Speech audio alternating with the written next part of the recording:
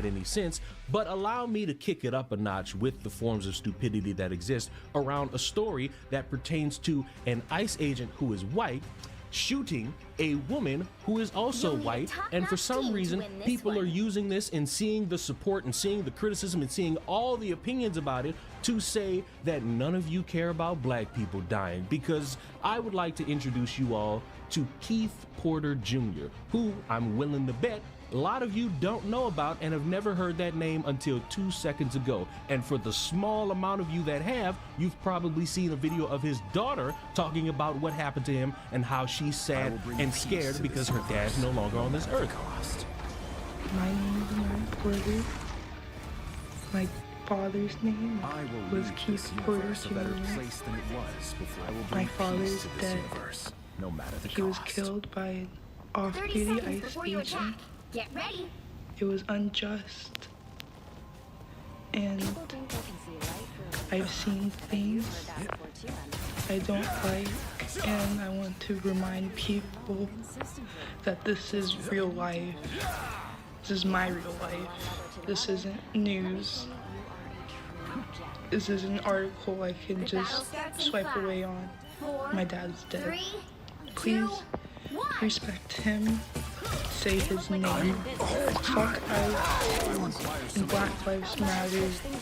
Justice for Keith Porter Jr. And you're sitting here wondering, well, what happened to the dad? Well, as of recording, the story goes like this. New Year's Eve going into New Year's Day, everybody's got their own type of traditions and what they want to do to bring in the new year, from goals to sitting under a table eating grapes to planning out a bunch of things that you're not going to do and saying that you're going to leave it to 2027. Well, some people like to ring in the new year with shooting guns into the air, which is something that is fucking stupid and you should not be doing, because that bullet doesn't go into space. It will immediately, or at some point, go to the ground and may hit somebody who's just walking, standing, out and about, living life, and nobody's gonna know what happened until they try to trace the bullet back. And that is what Keith Porter was doing on New Year's Day. An off-duty ICE agent heard the commotion, went to confront him, gunfire ensues, and now Keith Porter is dead. Emotions in Northridge at a vigil for 43-year-old Keith Porter. Authorities say he had been shooting gunshots in celebration outside of his apartment on New Year's Eve when an off-duty ICE agent responded and killed him. Fox 11's Matthew Seedorf live tonight where this all took place. Matthew, what do you know? Oh, Laura, there were more than 100 very emotional people here tonight. You can take a look at the memorial that they left behind, all the candles and the signs and flowers. Some now calling for an investigation.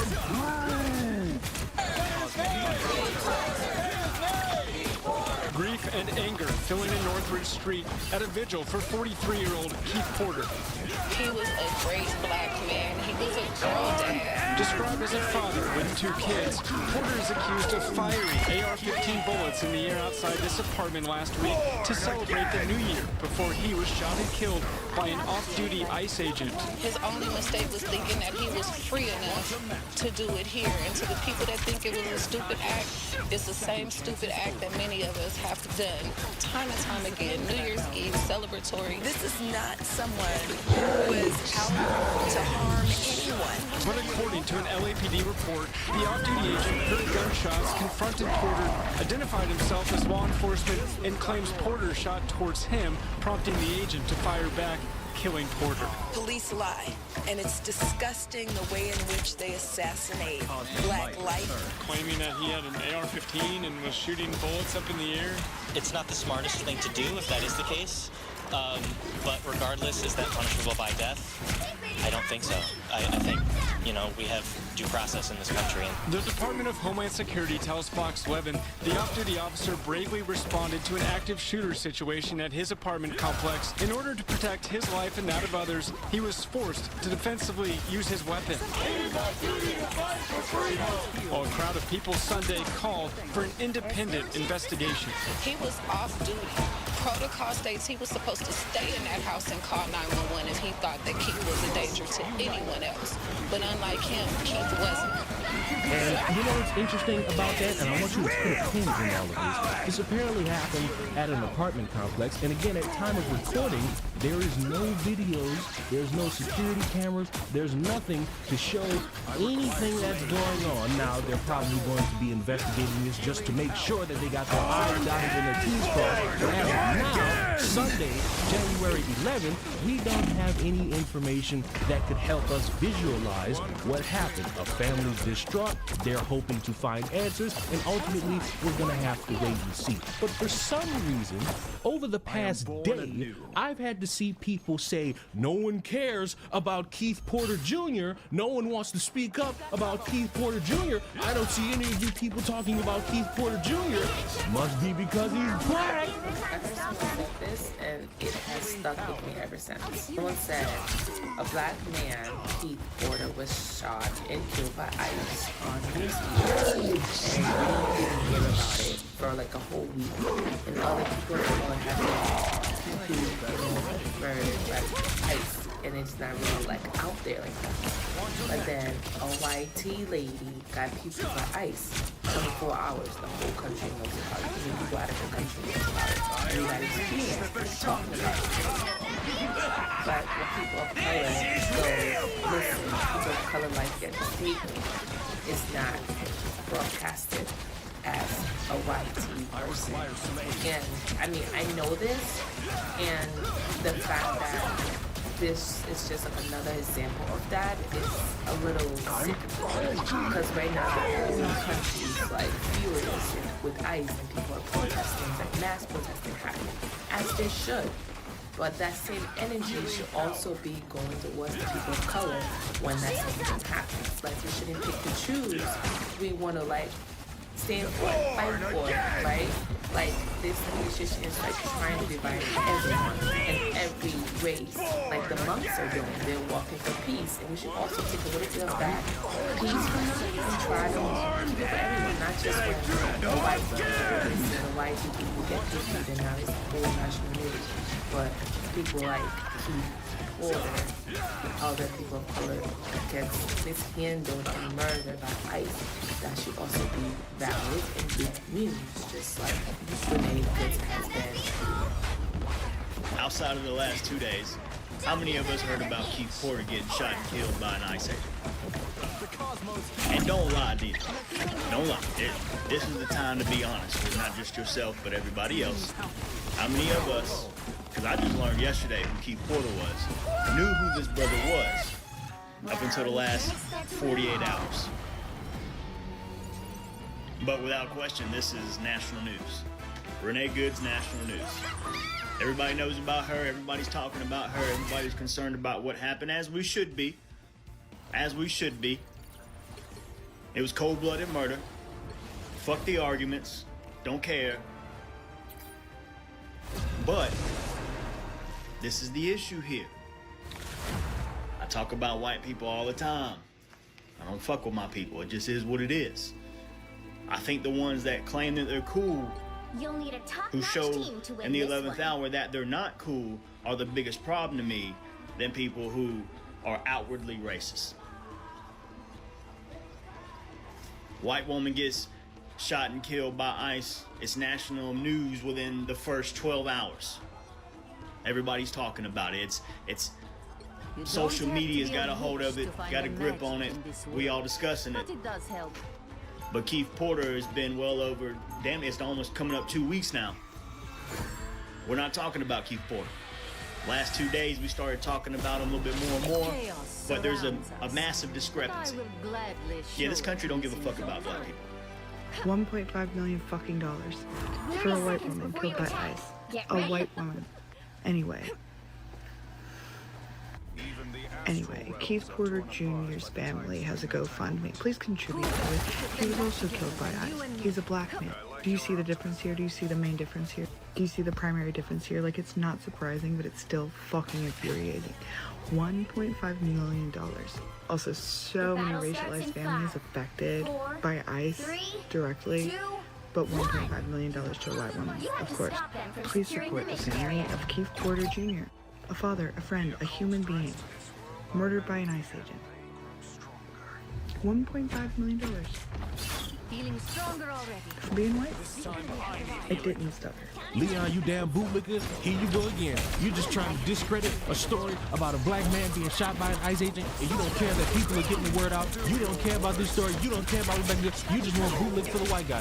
Hey, you know what's so funny about each and every one of these videos I just showed you? None of them want to bring up that Keith Porter Jr. is a story that is circulated in local media with next to no video evidence to broadcast on social media. That way people could see it and have their opinions and boost it so that people know that an apparent injustice has been brought up, even though you probably shouldn't be shooting guns in the air at night or in the day anyway, and it's been something instructed as not to do, as compared to a story that has 6 different camera angles of a woman being shot. It's not about race here. It's about what you're able to see online versus what you are not. A story based on sensationalization will capture a bunch of people's minds. It will garner a bunch of opinions. Let's not act as if there hasn't been a story with no video evidence that has gone viral amongst the viral. But when we compare that to a story that has different angles showing something, of course one is going to garner more attention than the other. And it ain't got nothing to do with a motherfucker being white or black. It's about what you're able to see online versus what you are not. How many of you would be confident in saying you would know about George Floyd if you didn't have the glaring video to show you what happened to George Floyd? It can be viewed in some people's minds as unjust, but when we sit here and factor it in, there is somebody getting into an interaction with a cop probably right now, maybe getting arrested, maybe getting beaten, maybe getting shot, and we wouldn't know about it because we don't have anything other than an article that tells us what happened. We don't have video, we don't have pictures, we got nothing. And that, what I just described, happens every single day of the week, month, year, century, millennia. It's gone on since you and your dad's nuts. It's been going on since your dad was in his dad's nuts, so on, so forth. So when we sit here and try to lie real bad and make it seem like the world doesn't care about one specific person because they're focused on another specific person, you're ignoring any layer of understanding because you just want to bitch that no one cares about this black person. No one cares that this black person might have been doing something stupid, and an officer, an ICE agent decided to say, hey, none of this, we can't have none of this. I don't know what's going on, but I don't like the fact that you're just shooting all willy-nilly, and then maybe they're getting into conflict where they're shooting at each other and one wins and one dies. You don't want to factor in any potential understanding of that. You immediately want to just go straight to, hey, y'all don't care about this guy because he's black, and you care about this woman because she's white, ignoring any layer of context of both of these stories and the groundswell of support or criticism that they have gotten, just to immediately shit on both of them and make them both out like they don't matter because of their skin colors. And the whole time, I know I'm confident in saying Martin Luther King wasted his fucking words on everybody because we still judging people based off skin color and not character. We are basing media support off of skin color and not the amount of circumstance. We are basing how much people are willing to care only upon race and nothing else. Not the amount of criticism towards the interaction, not based on story, not based on the video evidence that can be made to the public. Nothing. We're living in a time where if you don't get what you want, clearly it's because no one wants to see it because it's black people. No one wants to see it because no one cares about the disenfranchised. No one cares about this. No one cares about that. You are ignoring shit just to be mad at the fucking wall, and it's for no reason. Back then, Keith Porter was unalived on movie despite, and we didn't hear anything about that. There was no news about that. I feel like it was obviously being covered up because it was not in the news as Renee Good's unaliving has been in the news. You know what I mean? But I just feel like that's so interesting. And like, obviously I know that this country is built off of racism. Like, that's literally what this country is built off of.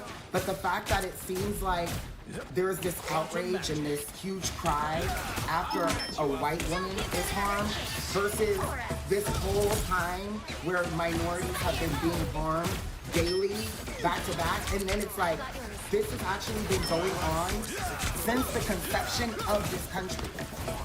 to minorities. They've been being targeted by enforcement and literally harmed. You know what I mean? And it's been the same thing going on for so long that it's just kind of blowing my mind that there's such an outrage now. And I understand because obviously ICE doing that to her was not okay. Like, that was insane. But it's just like, wow, that's what it took for now the whole world to be like, something is weird with this. Like, this is not right. And now everyone has the same basic idea about ICE for the most part. Like, I just think that's really interesting. It's like, we didn't even hear about this black man who was unalived by ICE on New Year's. But then when it happened to a white woman, it becomes this breaking news national news story, and everyone knows about it because it is insane what ICE did. But it's just like the fact that that's what it took. You know what I mean? And either way, ICE is fucked. Like, ICE needs to literally go. They need to stop all operations, period, point blank. But it's just insane to see what all had to happen and the escalation of everything to when it literally gets to a white woman. Then now everyone is watching and everyone is seeing what's going on and having an opinion. But this has been going on forever. And like, even just recently, it hasn't been being talked about what ICE has been doing on a large scale, but now it's like this big thing. You know what I mean? I just feel like that's interesting. I got an idea. It is crazy to say, but I got one for you. How about instead of trying to shame people or guilt them into caring about a story where we have next to no context to other than what's written down on papers and in news articles, and instead just tell them that, hey, there's another person who has been shot by an ICE agent. And we don't have any details yet, but there's more to come. But in time, you should also know that there is another one that you might not have heard about that deserves some attention, that deserves some care. Because there's a family grieving, trying to figure out what happened to their family member, to their son, brother, nephew, uncle, father. And they want to know, and they may need some support. Not, you don't care about this story, or the media's not bringing it up because, oh my God, no one cares about black people. Don't do that, because then you're gonna make it seem like everyone's out to just hunt down the white woman and praise her and want to give everything to her while nobody cares about the dirty black. And the problem with saying that or trying to interpret it as that is that you spit in the face of all these other moments in time where you've seen a black person lose their life at the hands of law enforcement, and so support all this groundswell of support that happened, all the protesting, all the looting, all the shit that was supposed to be in response to what you deem injustice. You spit on that because you make it seem like no one's ever cared throughout time. And I'm certain that's not what you want. So please, for the love of fuck, stop pretending like you're supposed to always have media in front of your face every single day. It's not possible, because as you're watching this, somebody's dying and you don't know about it because you live in a fucking different state. Someone in Oregon is probably been kidnapped. Somebody in Wyoming has probably been mutilated. Somebody in Wisconsin is probably at the hands and feet of some dude with a foot fetish. Who knows? Because it's all percolating and being dispersed in local media. Not getting Wolf Blitzer talking about it, not getting Tucker Carlson talking about it. It's local news. It's a thing that's existed for eons, and it's going to continue. You're going to miss information while you see something going viral, whether it be a woman getting shot or two content creators getting a fucking divorce. It will miss you because you're not in the area to see it on your phone, on TV, any of this shit. Pretending it has to do with race is fucking embarrassing, especially, I say it again, when you realize one has next to no information and another has 6 different angles to constantly blast at you, and probably got a few more, because it seems like every fucking day we get a new angle of this really good shot. So, please, when you try to make people care, stop the fucking guilt trip. Let me know what you think in the comments down below. I'll see y'all in the next one. Mwah. Goodbye.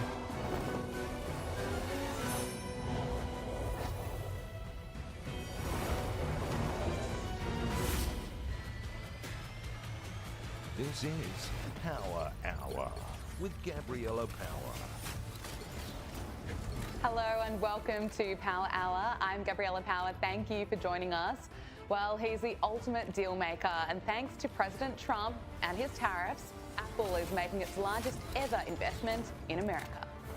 Today, Apple is announcing that it will invest $600 billion, that's with a B, in the United States over the next 4 years. That's $100 billion more than they were originally going to invest. And this is the largest investment Apple has ever made in America and anywhere else. And it's just an honor to have you, as you know, Apple.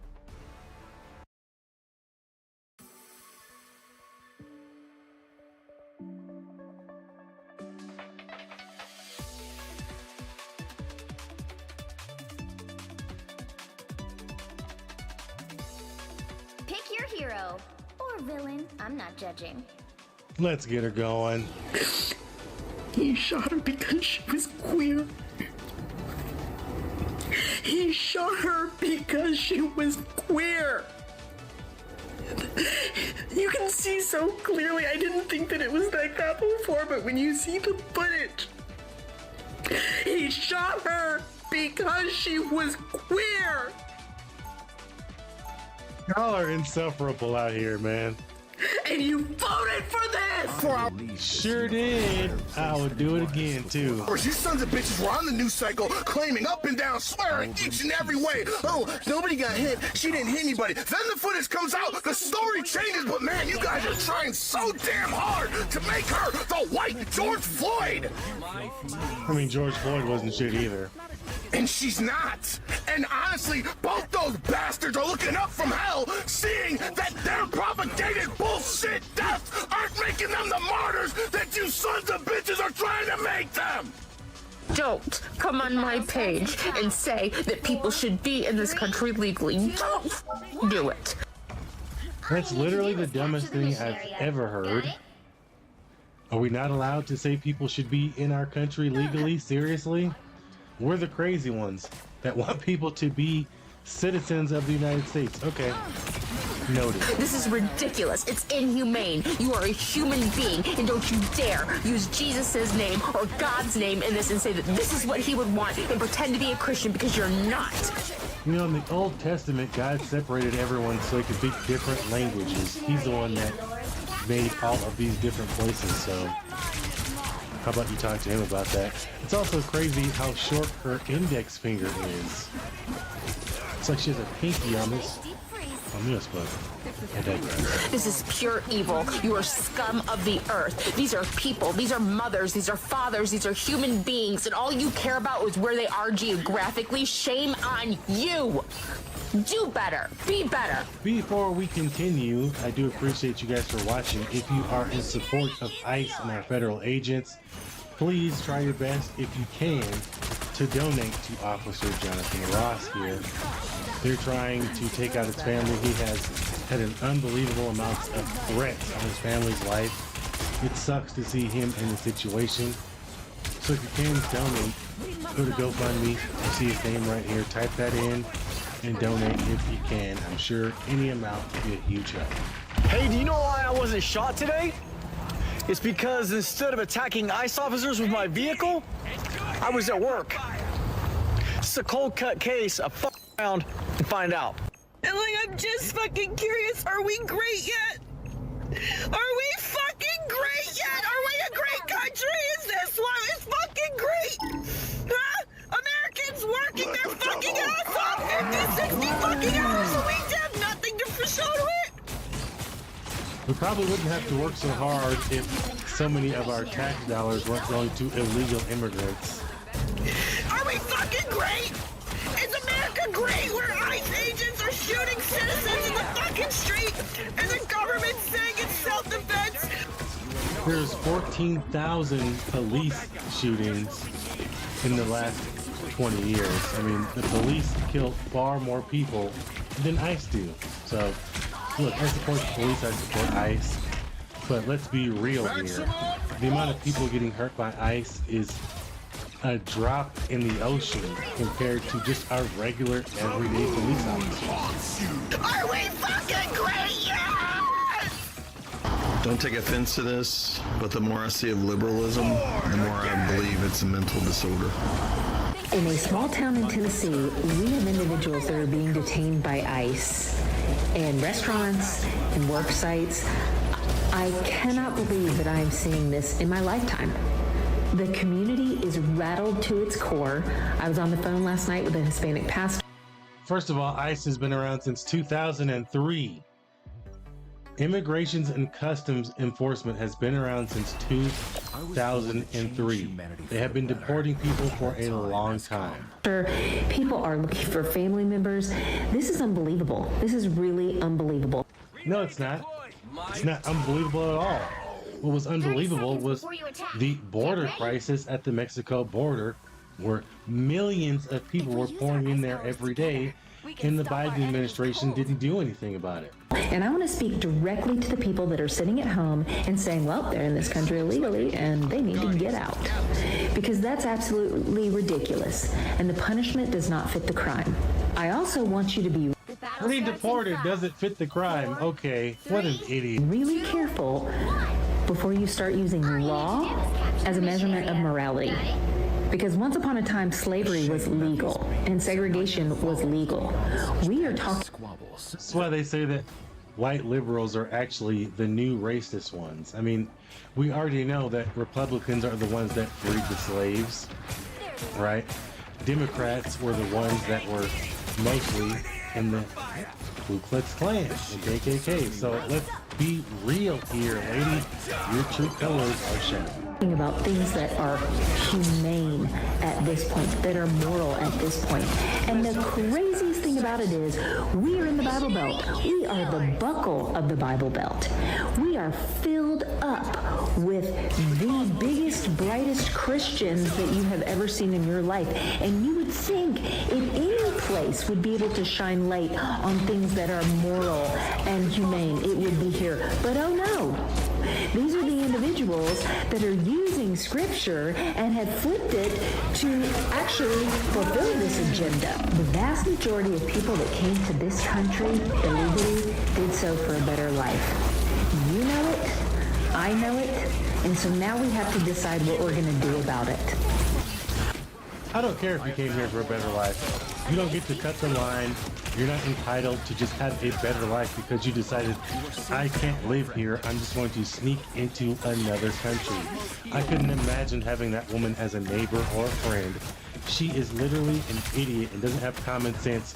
And it's people like her that endanger other people because she doesn't understand why we have a border in the first place. She's from the Bible Belt. She should understand, what if we just had an influx of people with other religions coming into the country and they just take over and kick out all the Christian beliefs? They start getting into office. They start taking power, just like Dearborn, Michigan. I mean, just like Jersey, come on. These people will never get it. They're cooked. Did you know that in Minnesota what happened? This mother that was unalive, do you know that stuff like that happens in places like Chicago every fucking weekend? Do you know that? And so what they're doing in Minnesota is they're using her death as an alibi, as a scapegoat, so that we're not focused on the fraud. We're not focused on the real stuff that's going on. $19 billion gone, missing, hardworking taxpayer dollars simply vanished into midair because of fraud, because of Somali fraud.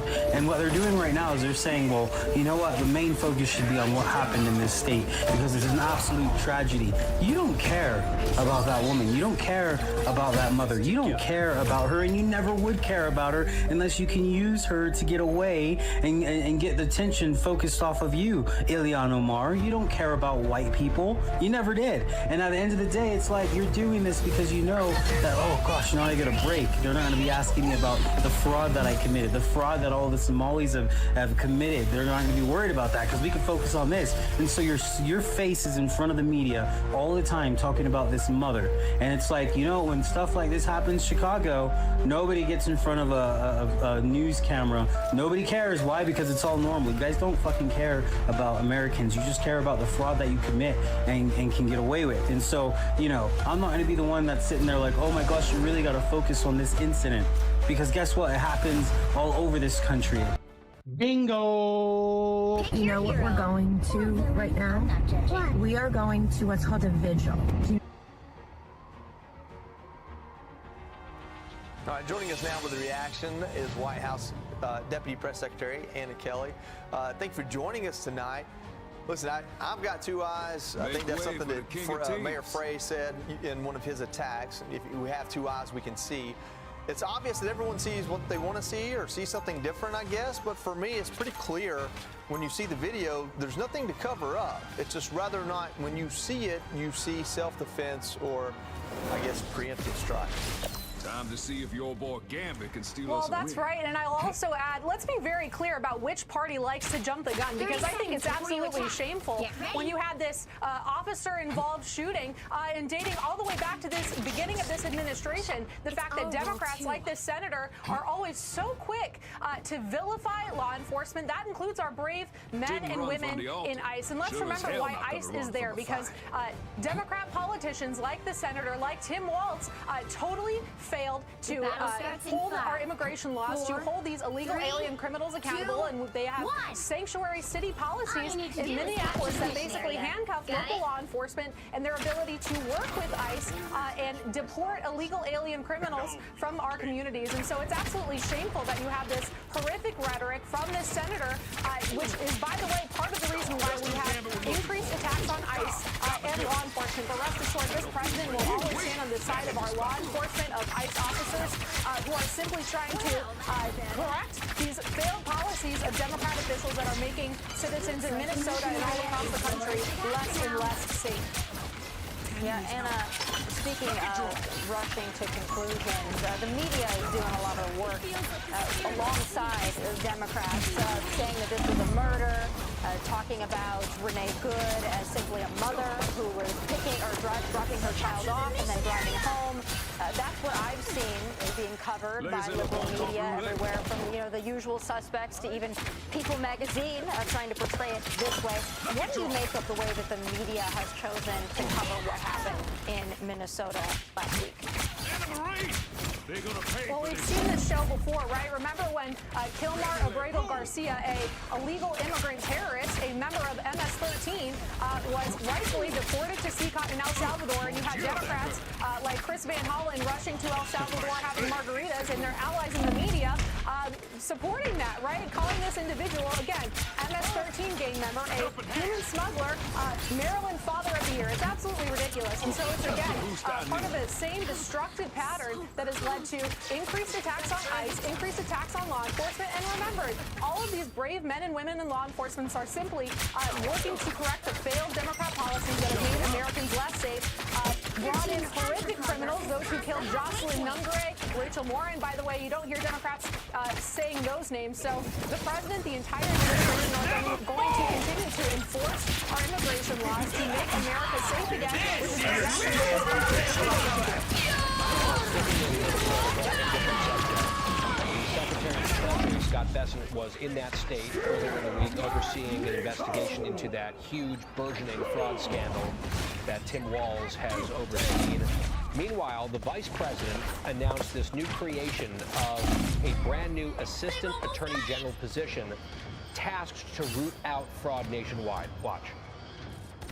We are creating a new assistant attorney general position who will have nationwide jurisdiction over the issue of fraud. That person's efforts will start and focus primarily in Minnesota, but it is going to be a nationwide effort because, unfortunately, the American people have been defrauded in a very nationwide way.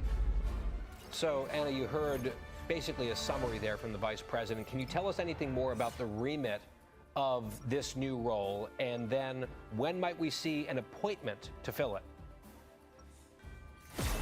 Sure, well, I'll zoom out a bit because this is something that the entire administration has now been tackling for several weeks. You have the Department of Labor looking at unemployment insurance fraud. You have HUD looking at housing payments, SBA looking at SBA loans. So this is something that the administration has been looking into, thankfully, since independent journalist Nick Shirley really brought this issue to light.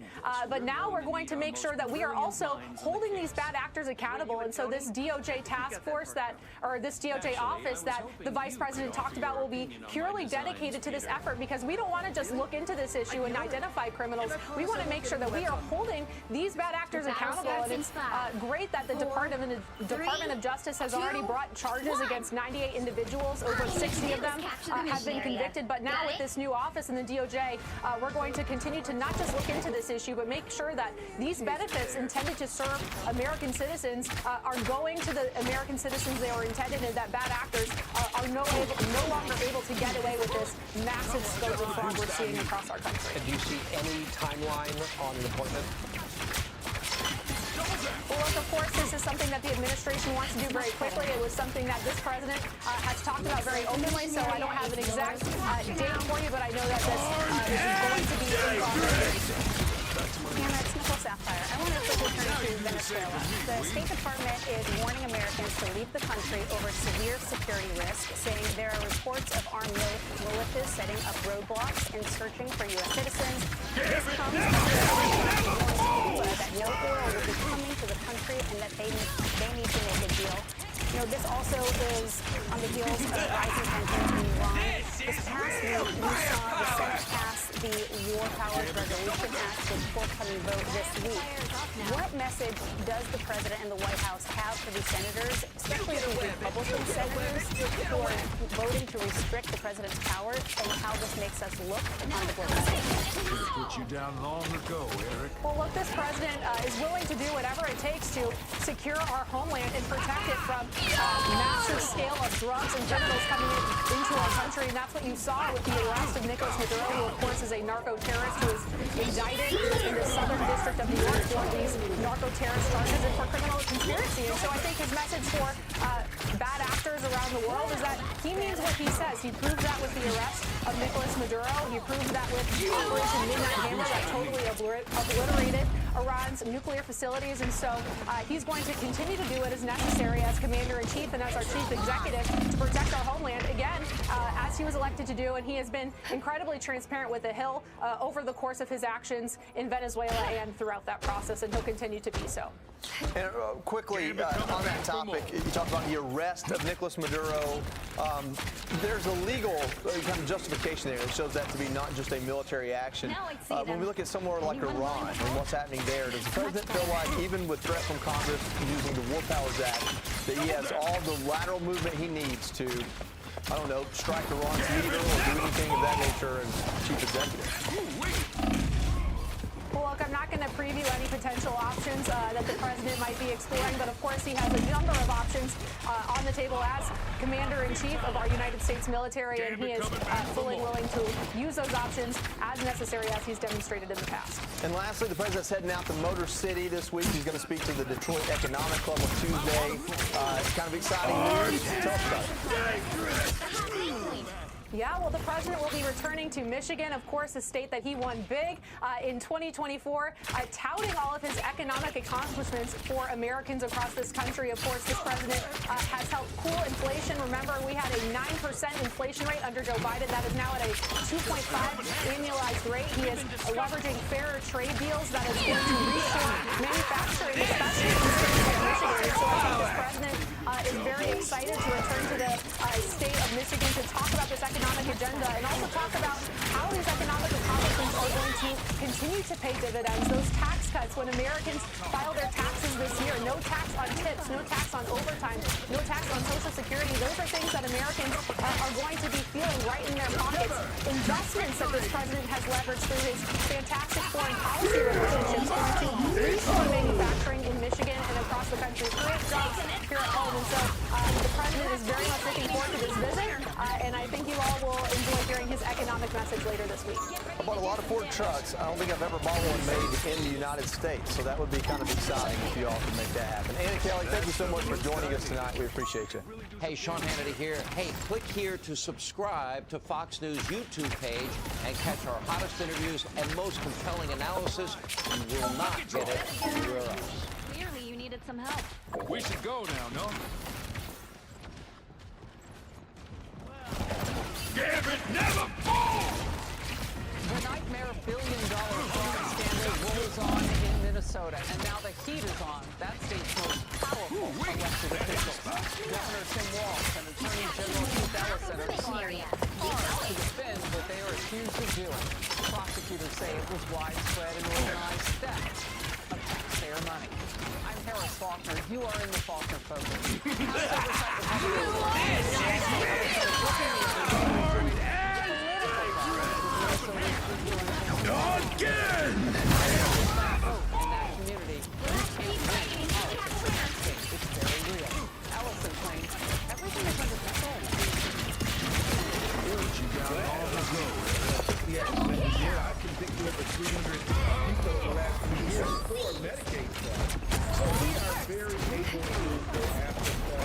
And we do all the time.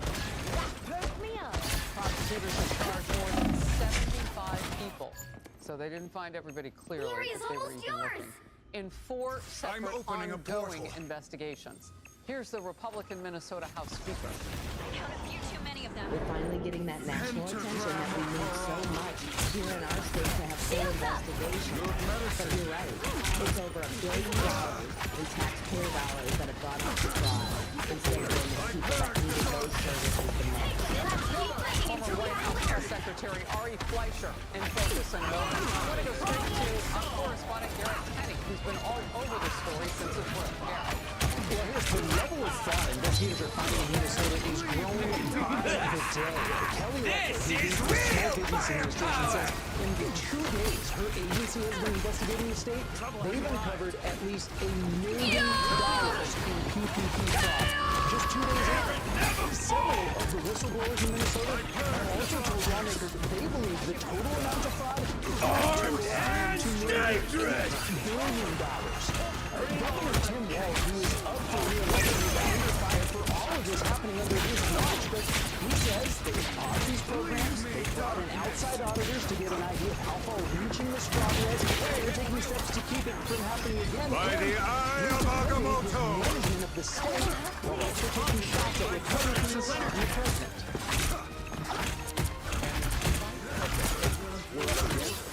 Minnesota ranks economically, economic growth, happiness, number of people insured, education levels, near the very top. So I'll tell you what, I have no interest in having this state look like Oklahoma or Mississippi. I wouldn't open your eyes. And if folks are going to commit crimes here, I will leave thinking this because our universe a generous better spirit place than it and our was programs that we before have I is was going to give them some created. kind of cover, they are sadly mistaken. Minnesota is also now home to the single largest pandemic fraud scheme in the country. And Republicans argue that Walz and other Democrats opened the door to this by offering such generous social welfare benefits without any real protections against fraud. And then ignored warnings about that fraud because they didn't want to lose the support of the Somali community. Sorry, but The whistleblowers that I've spoken to are saying that the governor knew, The battle starts and the in governor 5, and 4, Lieutenant 3, Governor 2, and even Christian Miller, 1. who was his chief of staff, All you need to do came is to get them to the and asked mission area. them Got it? and scolded them for pointing out fraud. Minnesota Congresswoman Ilhan Omar told CNN this week she believes the fraud spiraled out of control because COVID programs were rolled out without sufficient guardrails. It's also worth noting the owner of the restaurant where Omar held her 2018 victory party is among those from the Somali community who have been convicted of profiting from the schemes.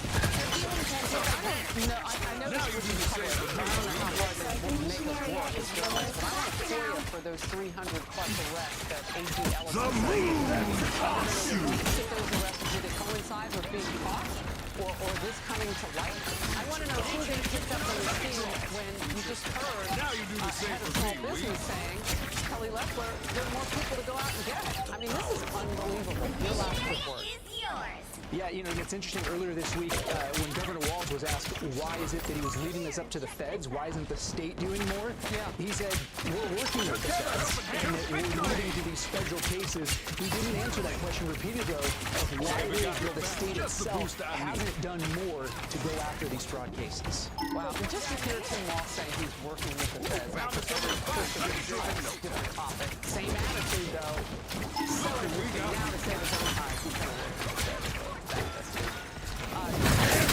Minnesota's fraud scandal is raising a much larger, This is real firepower! about the welfare state and government bureaucracies across America. The Wall Street Journal editorial board is honing in on that issue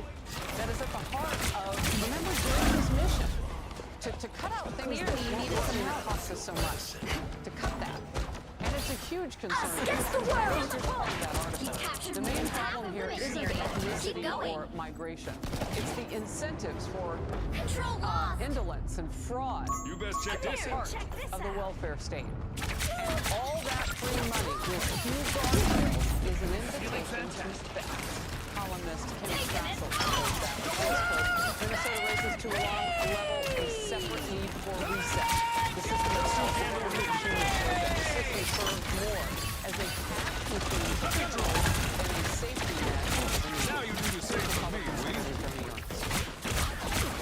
We need to continue the ability to audit all of those books, all of those funds, those grants that went out through the various COVID programs. I am all on board with going back and exposing what has happened in Minnesota.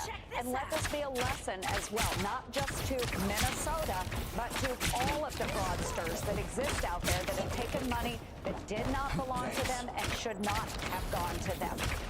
Well, she's right about that. They're taking a look at other states, including California. That for another day. Let's focus in on this really wild thing going on in politics in Minnesota right now. Ari Fleischer, former White House press secretary, Fox News contributor. Ari, how do you not focus in on what the motivation to do something like this would have been? And that is, you cannot win in that state in politics without that Somali community, and they are at the heart of this fraud allegation. Excellent teamwork. Well, I think there are two issues here. The most fundamental one is the ripping off of the welfare state, which is human nature. This is just a typical welfare. Why does anybody think this is limited to Minnesota or any of the 50 states? This is what people do when the government hands out free money. They need fraud to get more. And this is waste of money. It always has. Firepower! Anyone willing to help? Rule this and look see what they want. They need to be thrown out of line. This is corruption because of the key Somali community references. What do we, how do we look at this in terms of government efficiency? All the pushback that Democrats have, I'm wondering now, if there's other underlying things going on to put a wrap on that, like this. Well, that's why I support a trade center. This government uses big waste. You just go hand in hand. You will never be able to programs on any federal spending program, but people are always going to figure out a way to cheat it. I'm opening a portal. Big government. That's the problem with free money. This is the fruit of the welfare state. Keep in mind, too, this is almost 2026. What's happening? 2021. 5, 6. This is only coming out now. Right. What other programs throughout the federal government were full of fraud, and they're only being caught later? So what you need now is high-level prosecutions. People know that people go to jail for excessively. And people need to be forced to give the money back. The government can claw money back when it was given out fraudulently like this. That's what you need to do. Looks like Minnesota won't do that. Minnesota would just try to let this be swept under the rug because of the importance of the Somali community there. But as the Wall Street Journal was good in pointing out, this is not about ethnicity. This is about government welfare state and the fruits of welfare. Look, Islamic terrorist group Al-Shabaab, they said to have gotten that money. You can't claw that back. Wow. All right, let's move to this. And thank you very much. Hey everyone, I'm Emily Campagno. You'll need a Catch me and my top-notch team to win co-hosts this Harris one. Faulkner and Kaylee McEnany on Outnumbered every weekday at 12 p.m. Eastern, or set your DVR. Also, don't forget to subscribe to the Fox News YouTube page for daily highlights.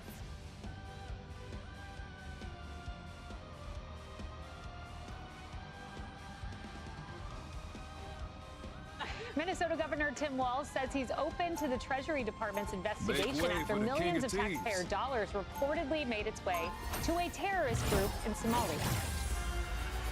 When the President of the United States sets up and tweets 150 times almost after as fun midnight as and pulling a targets house. certain people, it's not a coincidence that they're targeting Minnesota. If they want to help us, I welcome that. I think they should do an investigation, find out, but I don't think anybody in here really believes their motive and their timing is about actually doing something about this.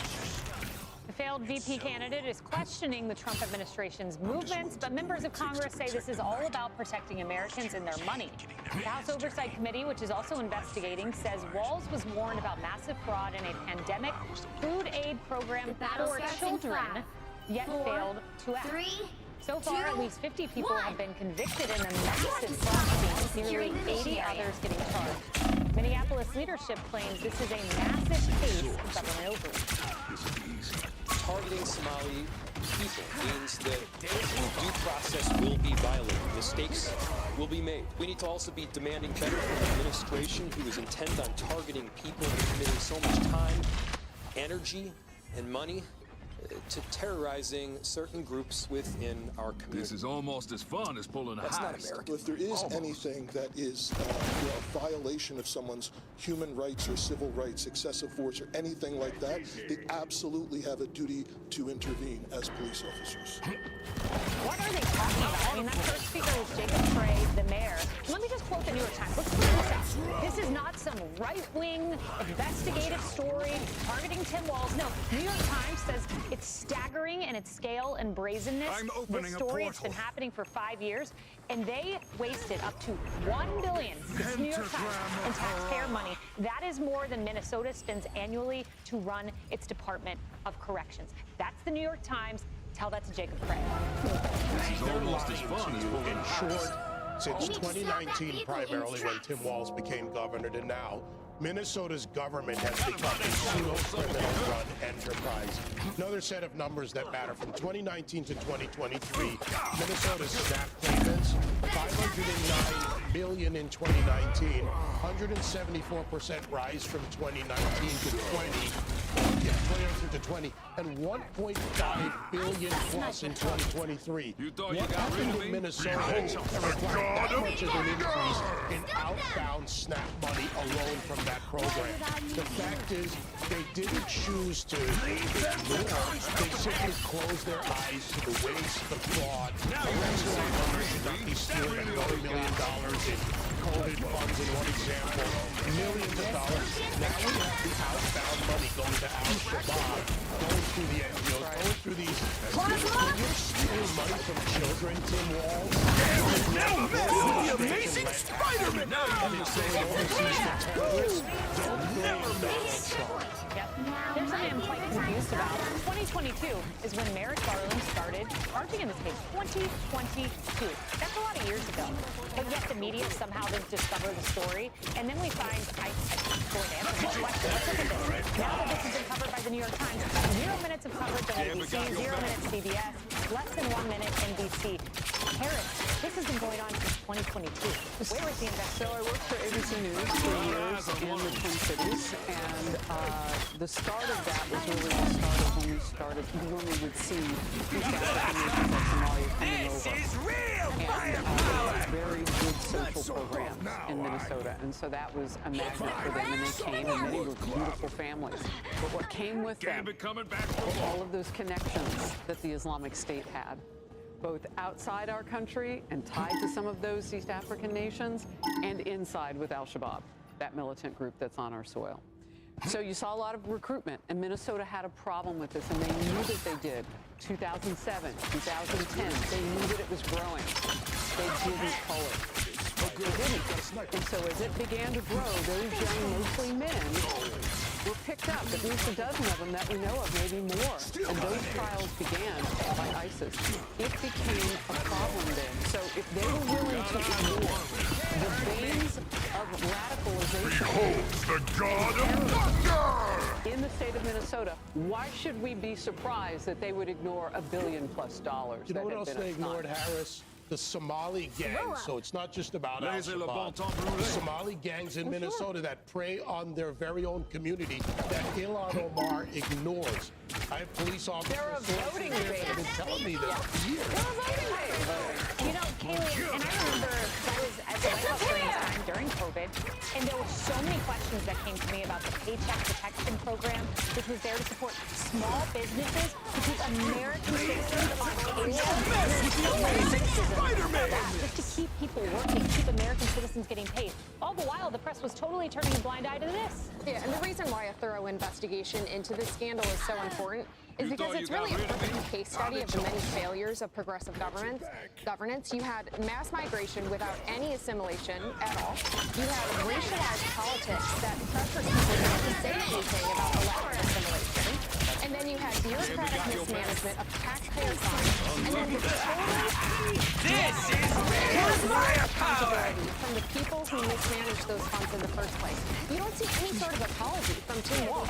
Hey, Minnesotans, I'm sorry for wasting $1 billion by letting the Somali community do this. That is a major scandal. And, you know, it's not just Minnesota. And I will just say really quickly, to your point that this had been known for years, there is a group of state employees in Minnesota who said that they flagged this for Kamala Harris's campaign in the DNC when she tapped Tim Walz. And they said nothing about it. And there is a reason why Brooke Rollins yesterday in the cabinet meeting said that she's going after other blue states who are refusing to turn over SNAP. It is because this is not just a Minnesota problem. This is a California problem. This is a New York problem. Our taxpayer funds are being exploited and abused, and we need to get to the bottom. And you know, as part of each of those states, Carol, is I'm shocked to read this in the New York Times. The episode has raised broader questions for some residents about the sustainability of Minnesota's Scandinavian safety net programs sustained by high taxes. Bingo. You want to bankrupt the city of Minneapolis? You know, go right ahead. But look, this is the tip of the iceberg, guys, on this investigation. I have a workplace source that told me that the fraud is everywhere. It does point back to the Somali community, to be clear here, because of the Al-Shabaab connections. What we're talking about Michigan, it's happening in Canada. The same fraud schemes are going on in Canada. To your point about the Minnesota Department of Human Service employees, yes, they warned the Harris campaign, but they also warned Tim Walz specifically, and they were gaslit, they were ignored. They've been very vocal about it. And, I don't know, thank you, the New York Times, for finally catching up to what everybody else already knows. But to the point about the politics, you know, Walz is running for governor again. That's right. He has every reason to get the cameras right Don't now. mess with the amazing Spider-Man! Because he needs the money. If you don't have a Somali community, as you know, you don't have them behind you. Right in the Twin Cities, you can't win the state. We have Senator Tom Emmer, Republican, running up there. Yeah, he's got plenty to say right now. So Walz had better speak up, otherwise he won't be in that race. Oh, to be a Democrat, you can take taxpayer money intended for children, get it to terrorist groups unwittingly, and then have an aiding and abetting press corps. Wow. Hey everyone, I'm Emily Campagno. Catch me and my co-host Harris Faulkner and Kaylee McEnany on Outnumbered every weekday at 12 p.m. Eastern, or set your DVR. Also, don't forget to subscribe to the Fox News YouTube page for daily highlights.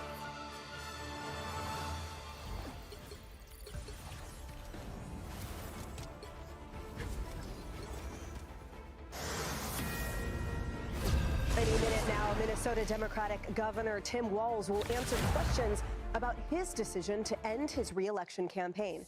He broke the news yesterday after weeks of the feds turning the screws on his state in the wake of a multi-billion-dollar fraud scheme. He claims he's been hard at work addressing the fraud since it was discovered years ago, prompting critics to ask if he was trying to stop it, then how did it spiral out of control? The Washington Post editorial board writing this, Walz has insisted that he was focused all along on cleaning up fraud. If that's true, he's really bad at cleaning up fraud because the problem exploded under his governorship. Hello, everyone. This is Outnumbered. I'm Emily Campagno here with my co-host, Harris Faulkner. And also joining us today, Rosanna Scotto, Fox 5 New York anchor and host of the Underground Economy on Fox Nation, Lisa Booth, Fox News political analyst, and Paul Morrow, attorney, retired NYPD inspector, Fox News contributor. Now, Governor Walz blamed Republicans for the situation yesterday. An age that's rightfully ours? If Republicans continue down the path of abusing power, smearing entire communities, and running their own fraudulent game at the expense of Minnesotans, I will fight back with everything that I have. Minnesota has always come first and always will. I'm focused on making sure that we stay America's best place to live and raise. Got it? No one will take that away from us. The White House Press Secretary Caroline Leavitt says folks believe Walz could be criminally liable. President Trump has been calling out Tim Walz for his incompetence and corrupt leadership for a very long time. And President Trump was right about everything. This is another example of that, which is why Governor Walz is dropping out of the race for re-election today. This is a man who can no longer even win the support of the voters within his home state because his policies have failed them. Now, welfare fraud isn't just a problem in Minnesota. It's been thrust into the national spotlight. A former WWE wrestler has been indicted in the Mississippi welfare fraud scandal, accused of embezzling almost $4 million in state welfare funds. The case is part of a much larger fraud investigation. The Trump administration is sending a clear message aimed at stopping similar schemes, freezing $10 billion in funding to 5 blue states over fears of child care and social services fraud. Paul Morrow, a lot to unpack. My question to start out with you is, have we seen the worst of it, or is the worst yet to come? Worse is yet to come, because once you get into the discovery, start pulling all the paperwork and so on, you start to see what really went on, and it's always ugly when you see it. Let's make a couple of distinctions here. First of all, my opinion is right now 16 federal investigations ongoing, including some of them for this story, all right? Let's make this distinction relative to Minnesota. If you look at who's been investigating, and I want to be fair here, the DOJ under Biden was investigating this. In fact, the U.S. Attorney for Minnesota came out and said at that point, we have a fraud problem here in Minnesota. What's the distinction? Well, the Kens were investigating. Who was not investigating? The state, the people that were closest to it, that a window into it.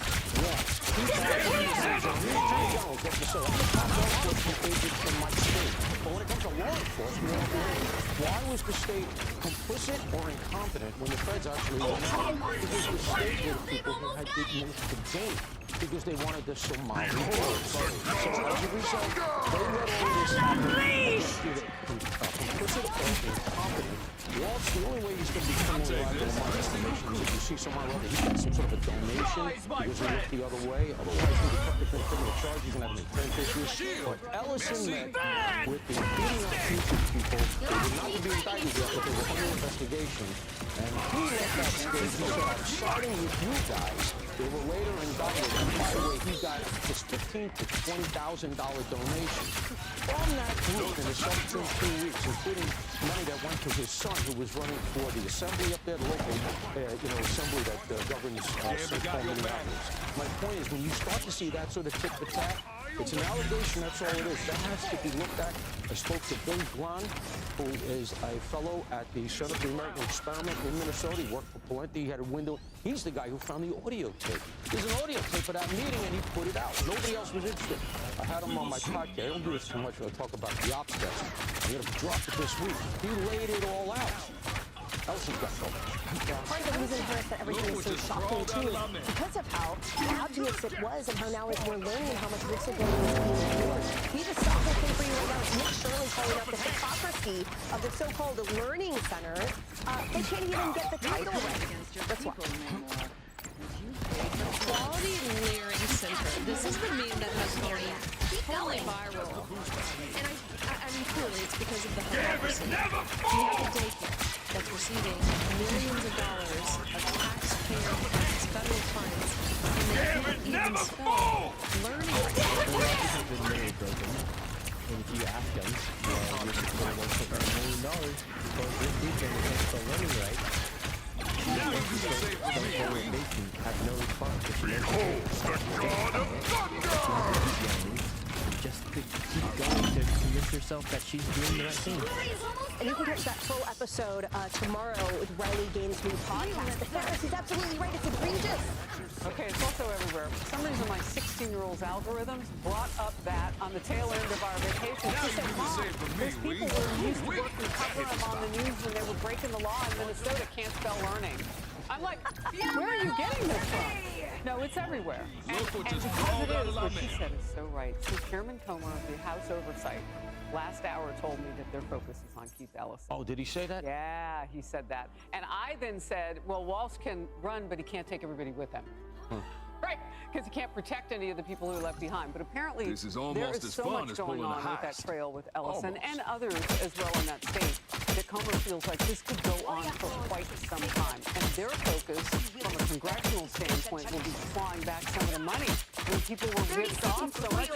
Is any of it still gettable? So that will be part of it. But yeah, this whole part about the ineptitude and how sloppy they were, and are the papers out there? Did somebody take them? Can we get any of the... You got it on tape. And I didn't know you had a podcast, but I'm watching it. It was a really revelatory, I tell you. And by the way, Your podcast, no doubt. A lot of the money crypto. They knew how to hide it. Right, of course. Yeah, Gron told me that as well. But Congress is on it. So here's the thing politically. Governor Tim Walz got tried under the national spotlight. Because I've worked in statewide campaigns in a lot of these states, particularly if you look at some of these left-wing purple states.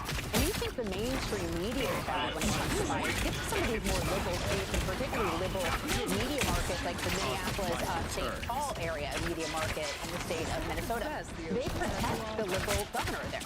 So Governor Walz has been protected. I mean, a lot of these audits were predating Governor Walz's time as governor, but as soon as Kamala Harris came as the VP, that was the demise he ended his political career.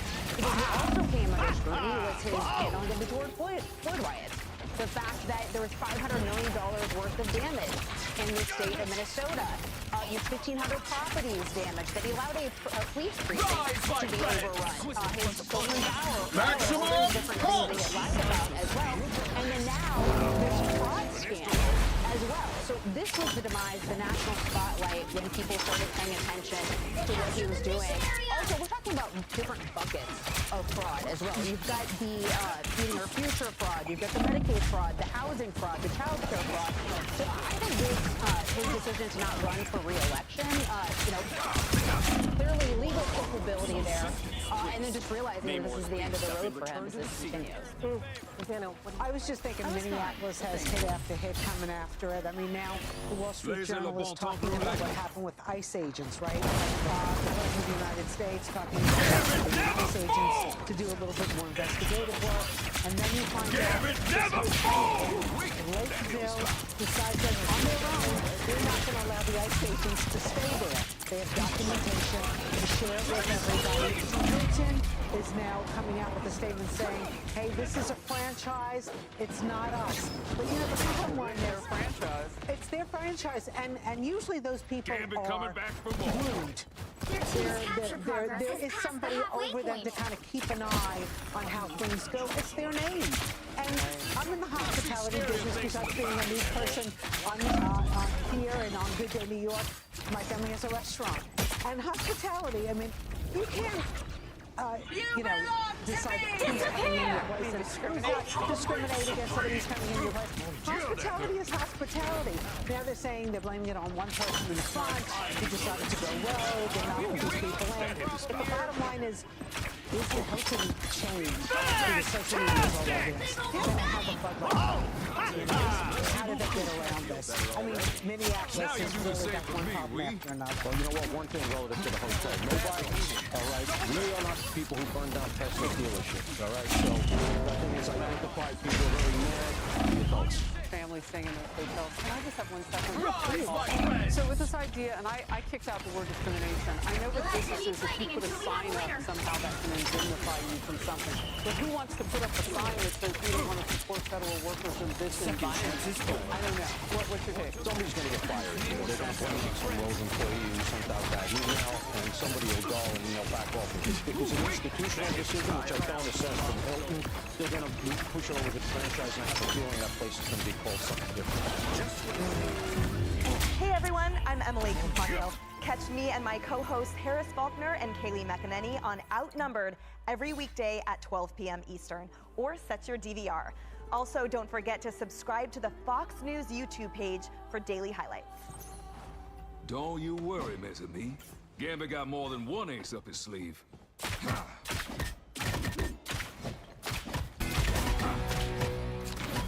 The police commissioner of Boston. You said you doubled down on not helping the law enforcement office of ICE. I'm coming to Boston. I'm bringing hell with me. It's a promise made, promise kept. A month after that promise, Borders Our Time Home and announced a multi-agency operation in Boston that arrested nearly 400 illegal immigrants, a majority of them criminal migrants. This, as a local news investigation revealed that multiple illegals were rounded up by ICE, were charged with, and you just look at it, you got 3 counts of child rape. You got aggravated child rape of a victim under the age of 9. Then you look right here, assault to rape and a mass armed robbery. This person was released on 0 bail. Then you got 2 illegal aliens charged with child rape. They released $500 each. And then finally, 2 illegal aliens charged with cocaine and fentanyl trafficking released on $500 and $4,000 when it comes to the bill. Let's bring in the big man himself, Border Czar Tom Homan. Tom, tell me exactly what's happening on the ground. How are you able to Well, look, we're keeping President Trump's promise. President Trump has promised we're going to secure the border, which we've done. The largest military force on it, but we're at 96% decline on the border. And he promised we're going to prioritize public safety threats and national security threats to illegal aliens in this country, and that's what we're doing. So, Boston, I said at CPAC, they're a sanctuary state, and we're going to come, and despite their sanctuary status, we're going to bring agents there, and we're going to take these worst of the worst off the street. So, Tom, just to get into some of the specifics here, so you got these folks that had already been charged with this. What your agents were asking, keep these guys behind bars, and we'll go pick them up. But many of these criminals got charged, and they were released back on the street, right? You're absolutely right. In one case, I looked at, Lawrence, one case, it was a child rape. He was released 2 years ago without honoring our detainer. It took us 2 years to find this person. So how many children did he attack in the last 2 years? All we're asking for is let our agents in the jail where you lock somebody up and let us arrest them there when you're done with them, rather than release them back in the public and making a public safety issue out of it. Tom, now that you have these guys in custody, where are they going? They're going to be deported. They're in detention now, and we'll deport each and every one of them. We're going to stand by the president's promise to decrease illegal alien crime in this country. We're not going to rest till every illegal alien public safety threat, every illegal alien national security threat is eradicated from this country. That is what we're doing. We're going to get it done. This is what the governor of Massachusetts, that's Governor Healey, said this. Massachusetts is not a sanctuary state, and Massachusetts law enforcement regularly partners with the federal agencies and federal law enforcement to keep people safe. We are ranked as one of the safest states in the country. So, Tom, is it a sanctuary state or not? Yeah, it is, and we just proved them wrong. The mayor Wu in Boston said I was lying under oath, that I was lying about this city. Well, we went to that city. We went to the surrounding counties around that city, and you look what we did in 5 days. We got a lot of work to do. We're not done. We're going back. And I said we're going to keep going back until every illegal alien public threat removed, not from Massachusetts, from the country. We're going to make this country safer. President Trump made a promise, and we're going to keep President Trump. Tom, there's been some pushback about the flights going overseas. Will the flights continue? Will these people go back? With the Alien Enemies Act, we're going to let that play out in court, and I'm not an attorney, but DOJ's taking that on its court. But in the meantime, I've said, we're not going to stop the rest of the alien TVA members in this country. And if we can't remove them through tidal wave, then we're going to detain them until this case is over with. But we're going to arrest them, we're going to take them off the streets. We're going to keep our promise. TVA has been verified as terrorist organizations. Them and MS-13. They're designated terrorist organizations. Those 2 flights carry terrorists out of this country. We're not going to apologize for it. We think we did the right thing. We followed the Alien Enemies Act. The president simply invoked the authorities he has and established a federal law, and that's what we did. This administration is following the law. We're using the law to make this country safer, unlike the last administration, who not only ignored the law, they violated all the issues of parole. We're making this country safer again, one illegal alien at a time. We're going to keep doing it. Tom, I know you've been doing this job over 30 years amongst Democrats and Republican presidents. There was a judge that talked about the treatment, and they said something that I think you're going to take great umbrage with. This is what the judge said. Watch. The point here was that there were plane loads of people, and it was also a class action. There were plane loads of people. There were no procedures in place to notify people. Nazis got better treatment under the Alien Enemy Act than has happened here. Is that true, Tom? No, we followed it.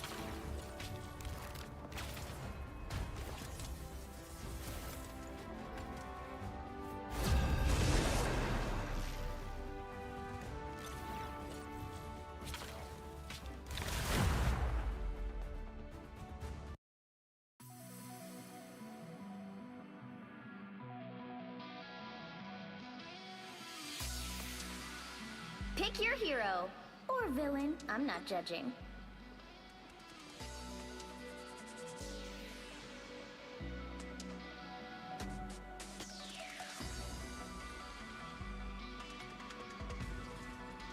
Make way for the King of Thieves.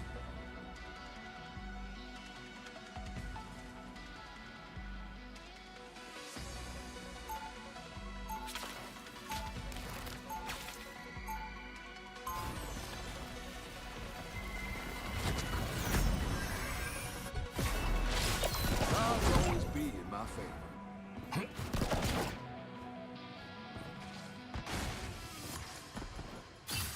30 seconds before you attack. Get ready. Should you fall, Thunder God, I shall put that hammer of yours to good use. Mjolnir can only be lifted by those who prove worthy. I fear you are not on that list. Who needs to lift it when I can reshape its uru metal and release... The battle starts in 5, 4, 3, 2, 1! All you need to do is capture the mission area. Got it? These dooms still hide themselves behind metal masks? The fools.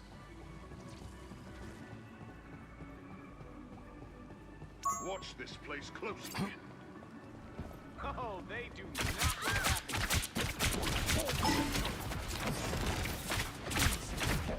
Just the boost I need.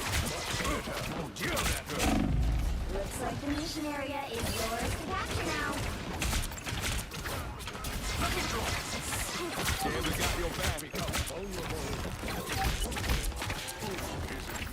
They shall not escape around. Mission area is yours.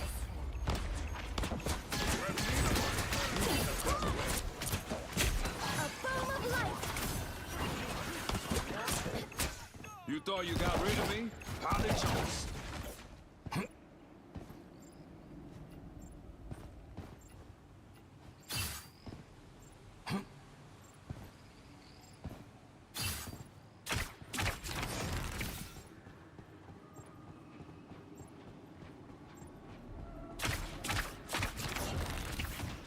It seems we have company. Just the boost I needed.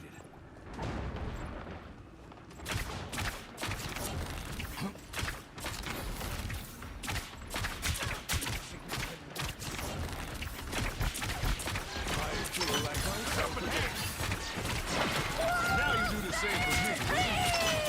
You captured more than half of the mission area. Keep going. That was just in time. Control lost.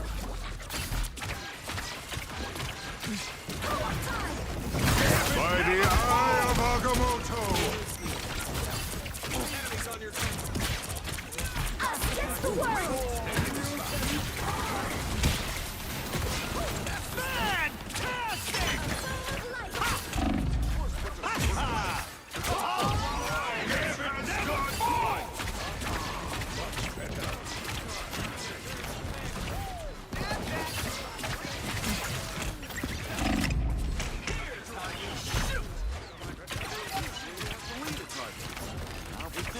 Gambit got your back.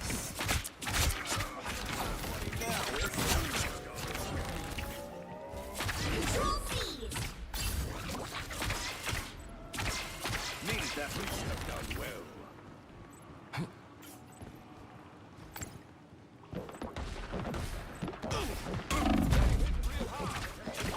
The shield. Merci.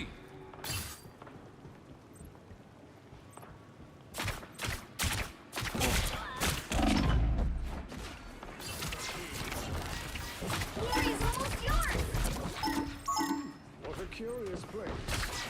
I feel like myself again. The only split eyes. Just who Gambit was looking for. Double down.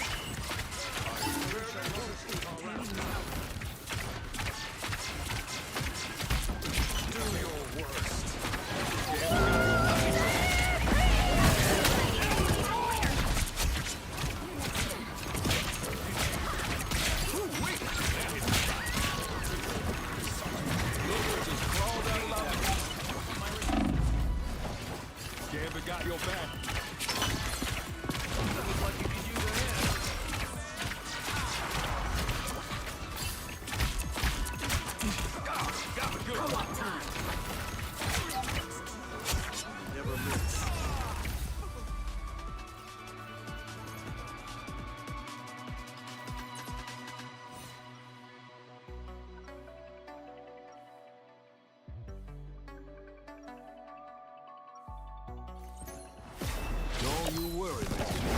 Gambit got more than one ace up his sleeve. Ha.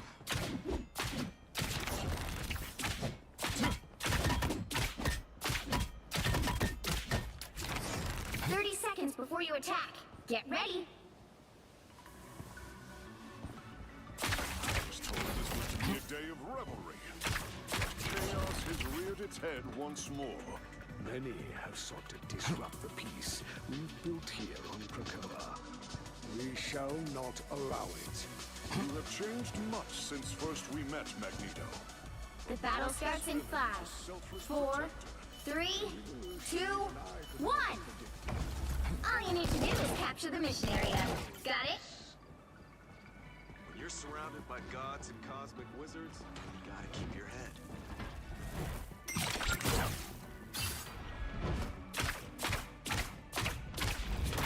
Unluckiest thing.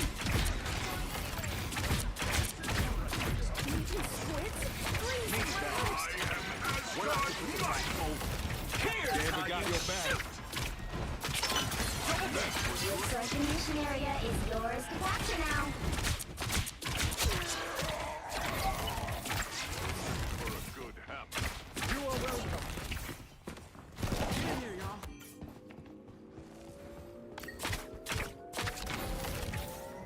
The mission area is yours. Raise a toast in celebration. Approach this site with caution. Hey, hitting real hard.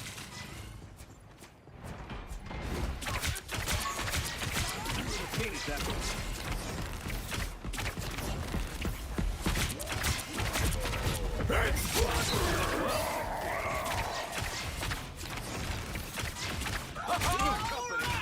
Fear Magneto!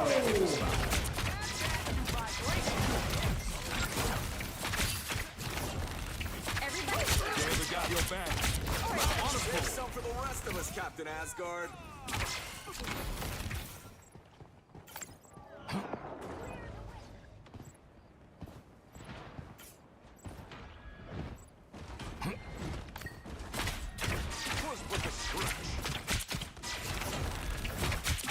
You captured more than half of the mission area. Keep going.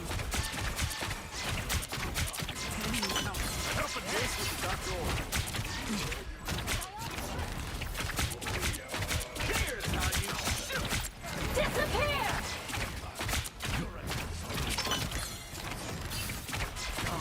Much better. Us against the world! Never fall! Hey, hitting real hard. This is real firepower! It's clobbering time!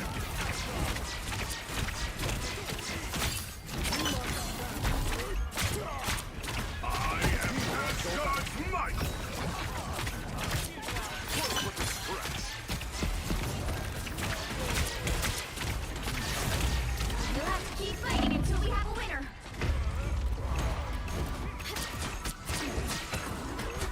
Hold still. I'm trying to help.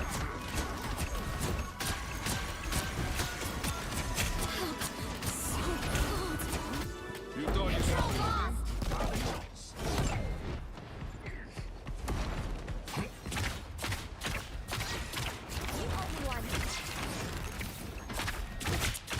Found me someone to fire this time. Just the boost I need.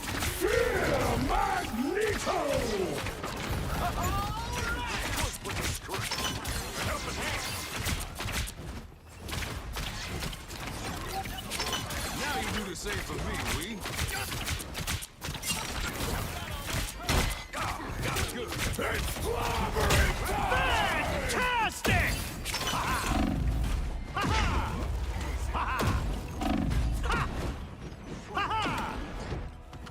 I am Asgard's might! Ain't nobody stealing Gambit's schedule.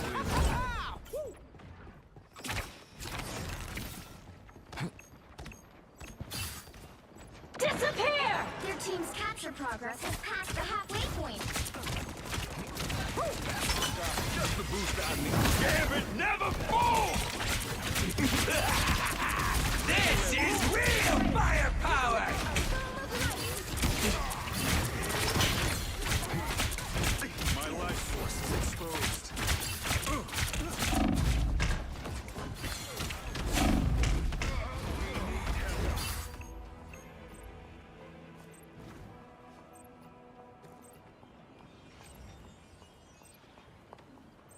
Ain't nobody stealing Gambit's chance to win. I'm opening a portal.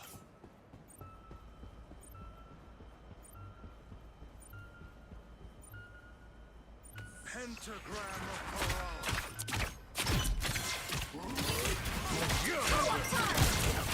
It's just a boost out.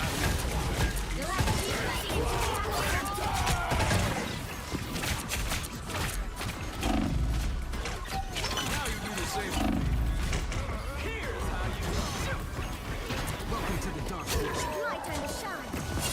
Our enemies are here. You got them all. Control seized. Gambit coming back for more. Accomplished. For now, anyway.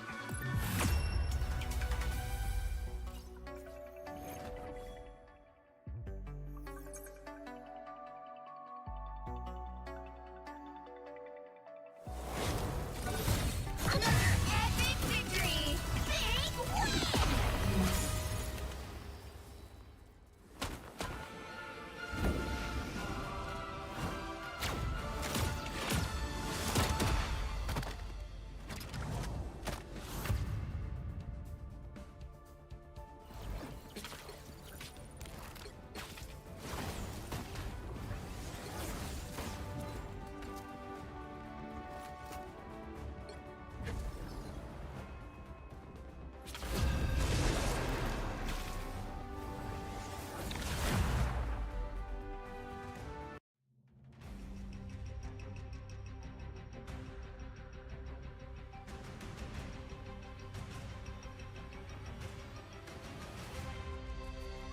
You'll need a top-notch team to win this one.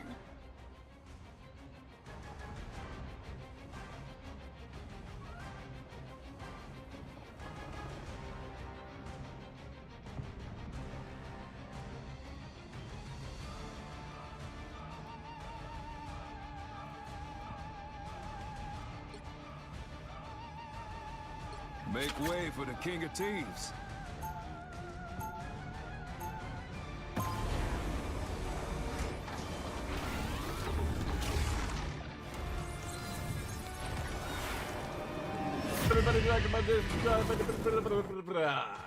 Don't you worry, Miss Me. Gambit got more than one 30 ace up his seconds sleeve. before you attack. Get ready. Your idealism refreshes the battered old soul. You can't be that old. Astral projection makes me feel old.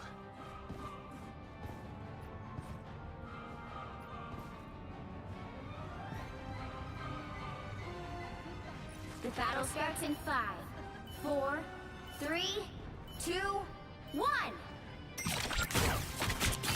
Our enemies are near. I am strength. I am sure there are baby wizards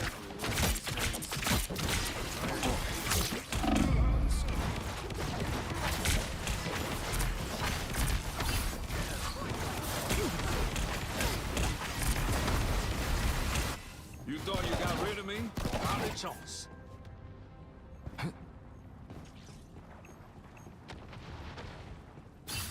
Any healers around? Dr. Strange is gone?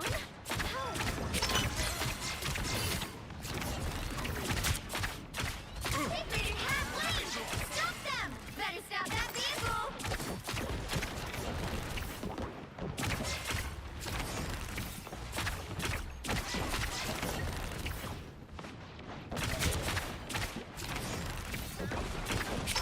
Double down! Here come the bad guys. There's still a chance to stop them! Let me draw!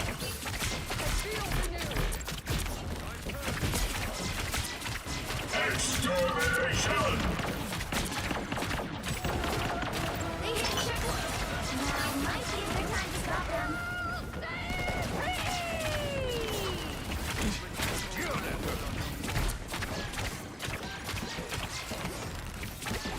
That's better.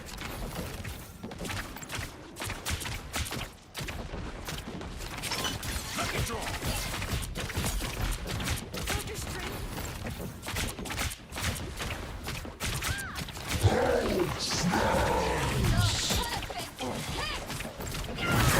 Never fall! Spider infestation. Pick up the other one, pleasant. It's spider time!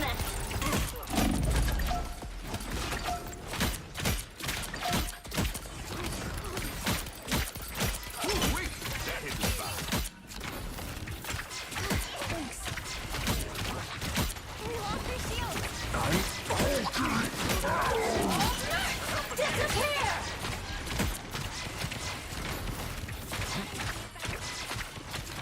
No. Spider next to their cut to go. Too many of them. Not lacking the odds here. A helping hand. I unleash the beast. God, got it good. Extermination!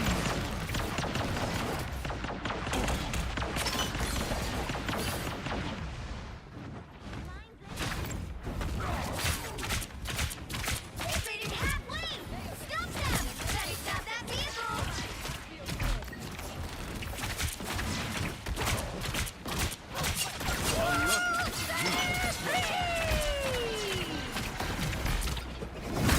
Never mind! Don't mess with the amazing Spider-Man! No more webs to get tangled in. My waterfall.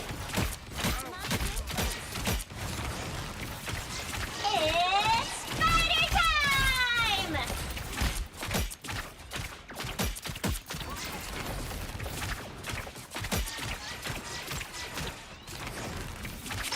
Just the boost I need. Hey, hitting real hard. Like it's sunset.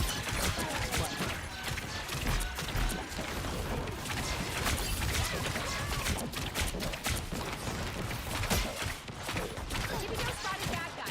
There they are! My friends are here! A helping hand. Extermination! There's no chance to stop them!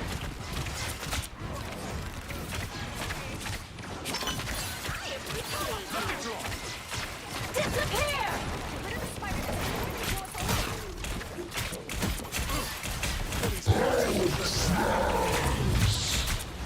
Damn it, never fall! It's spider time!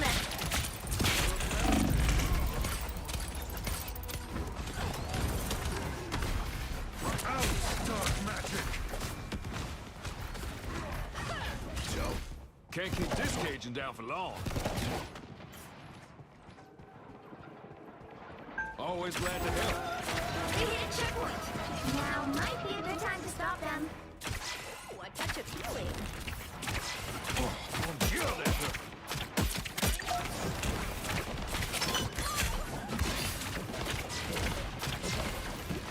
Always glad to help. My friends are here! Ooh, wait, that hit the spot. Arachnophobia time. Thanks. Better stop that vehicle!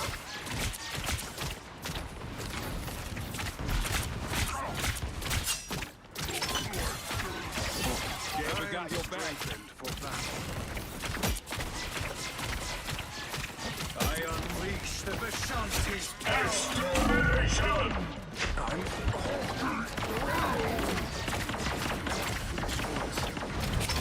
Lucky draw! That's better.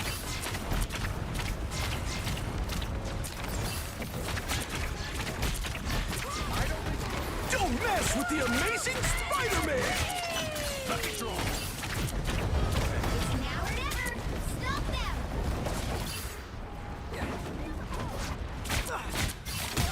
Kill that hurt.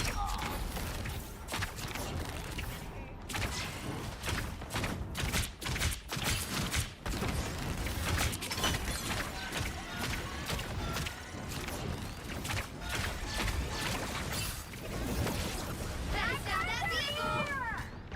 Don't give them another inch!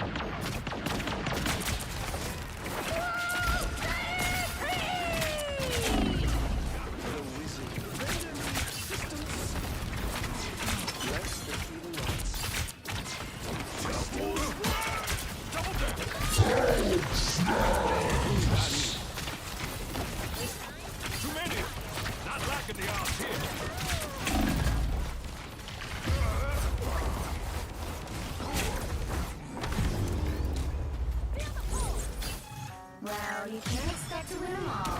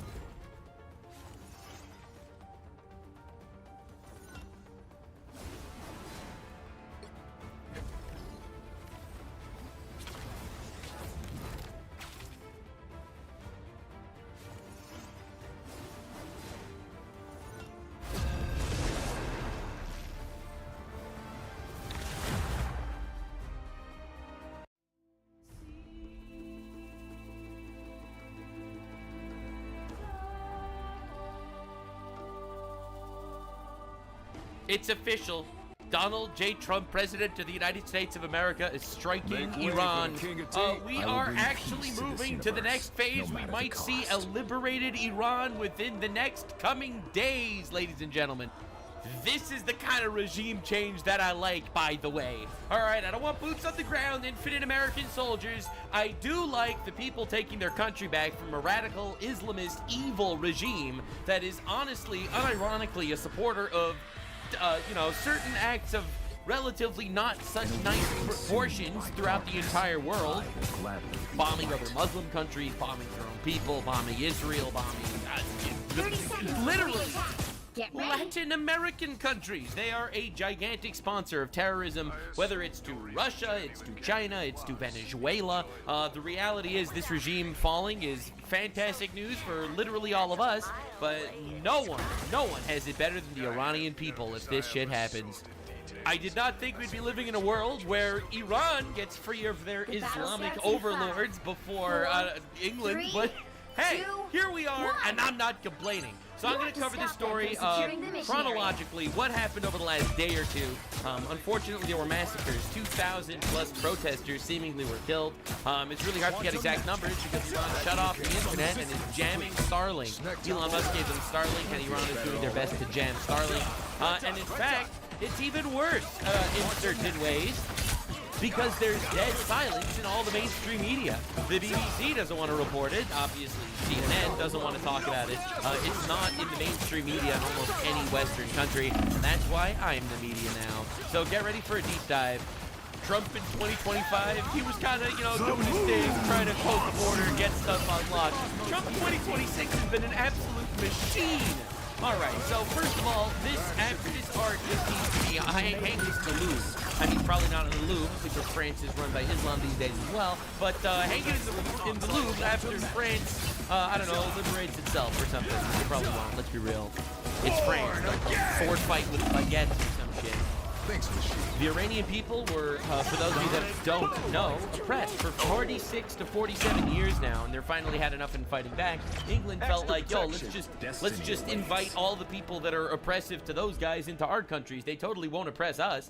Anyway, Donald Trump posted this. He retweeted Lindsey Graham. He's the warmonger of the United States. Well said, Secretary Rubio. Rubio said this: the United States supports the brave people of Iran. 16 million views, 300,000 likes. Absolutely massive.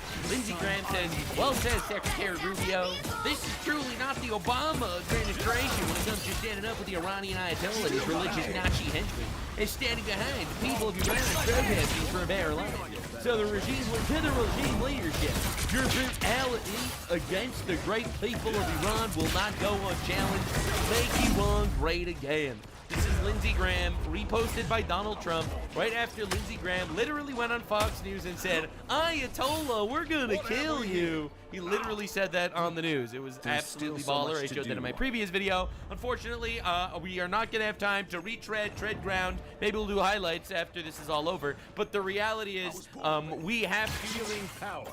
keep our eyes looking forward. This isn't like the fake revolution of Hamas murdering and raping a couple of Jews and starting a war where Palestinians got massacred in Gaza. This is an actual oppression, unlike Gaza, which was not oppressed remotely, but was literally given its sovereignty in 2005, where they elected a terrorist organization. Iran was never like that, because the Iranian people, and this is big misinformation that I see some of my comments in my comment section, as well as online.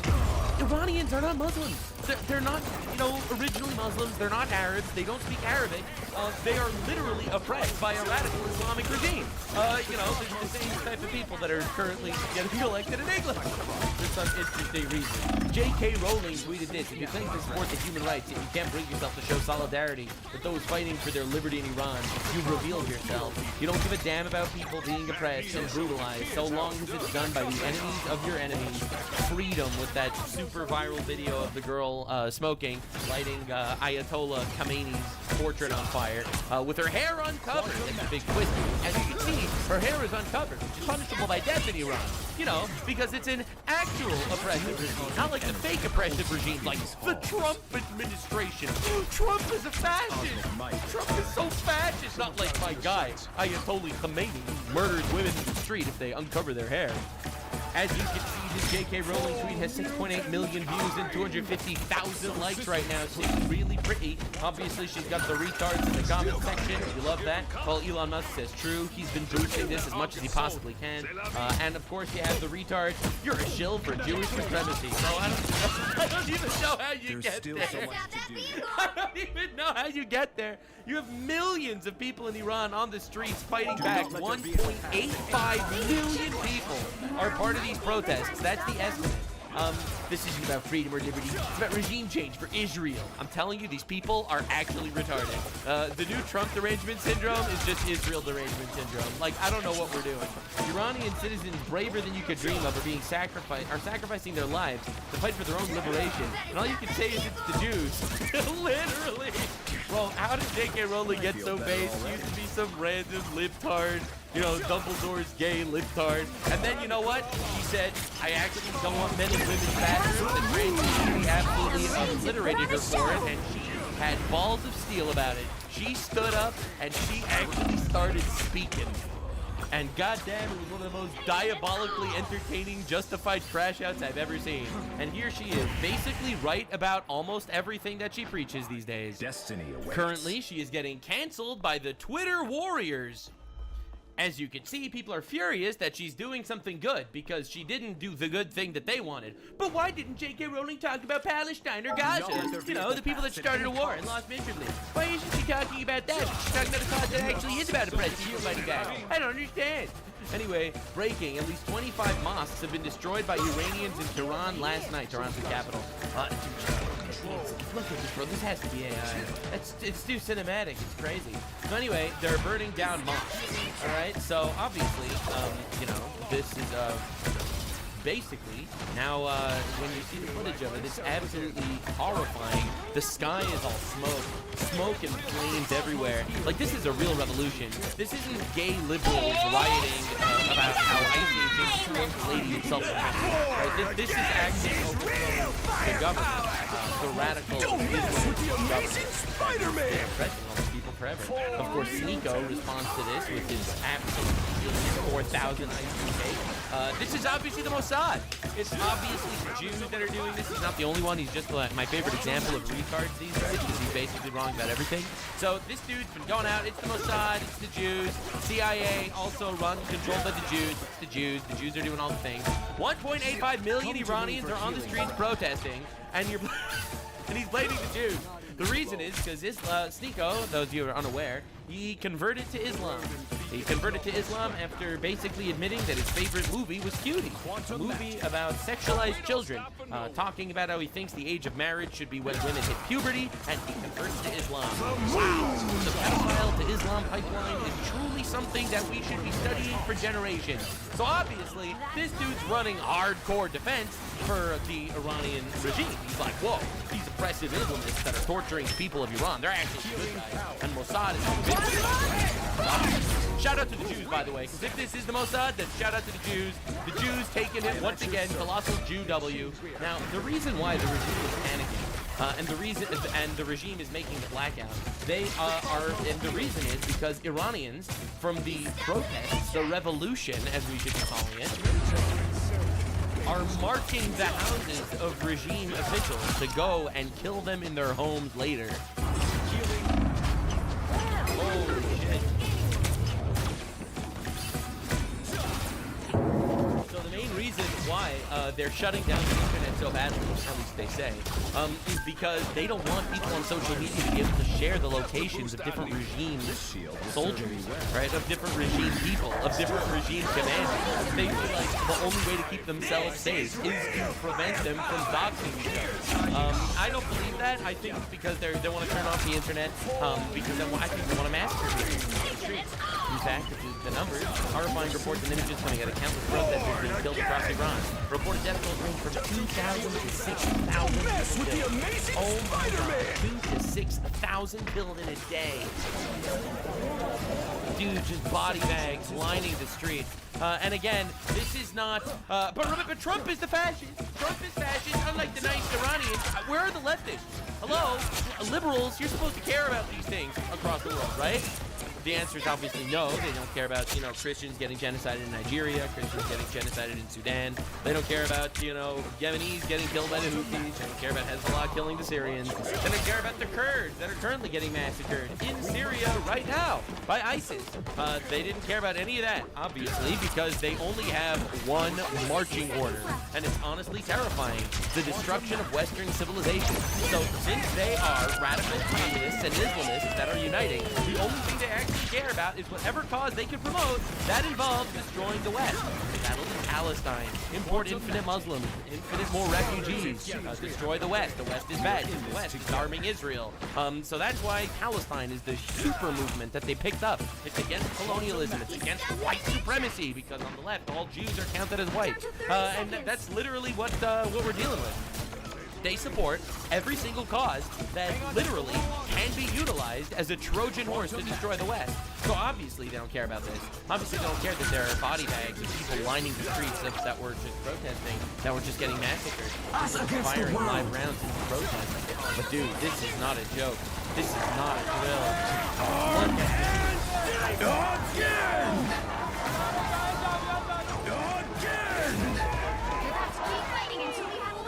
That's crazy. Yeah, so that's insane. That's absolute insanity. Look at that. So the Israel War Room's been tweeting out some pretty cryptic shit. Hourglasses and stuff. They tweeted this today. So, breaking, Iran's two largest cities, Tehran and Mashhad, are now under control of the protesters. All right, so, ladies and gentlemen, we have two cities completely conquered at this point. That's horrifying. That's crazy. I mean, W Iranians, that's why I make this video. Pay attention to what's going on there. Put pressure on everyone. Absolutely, people need to know. 1.5 to 1.85 million Iranians are on the streets tonight. At this stage, the local revolution spread to 512 locations, 180 cities, 31 provinces, which is all the provinces. But don't worry, guys. It's just a little protest. It's just a little protest. This video doesn't belong to Iran. Oh, damn, they added this community note later. Again, the video is not accurate, but the information is accurate. I double-checked this information. These numbers are accurate. It's actually massive. So anyway, in Iran, they are burning mosques in declaration that they're done with Islam. Why doesn't the BBC report this? Why don't the different...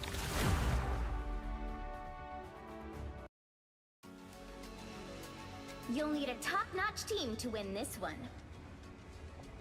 Is it the responsibility of ICE to actually deport illegal aliens in the United States who are here? Isn't that their responsibility? Yes, it is, Congressman, except that the Constitution is not an inconvenience. It's not an either-or. Nobody said an inconvenience. You have a responsibility to deport illegal aliens, and the president is going through that process right now. And so the president is doing his job. So it is sick to refer to Americans who are ICE agents as Gestapo. Governor, you're wrong. You need to apologize to these agents. They're doing their jobs. They are Americans. They serve this country with honor and decency and respect.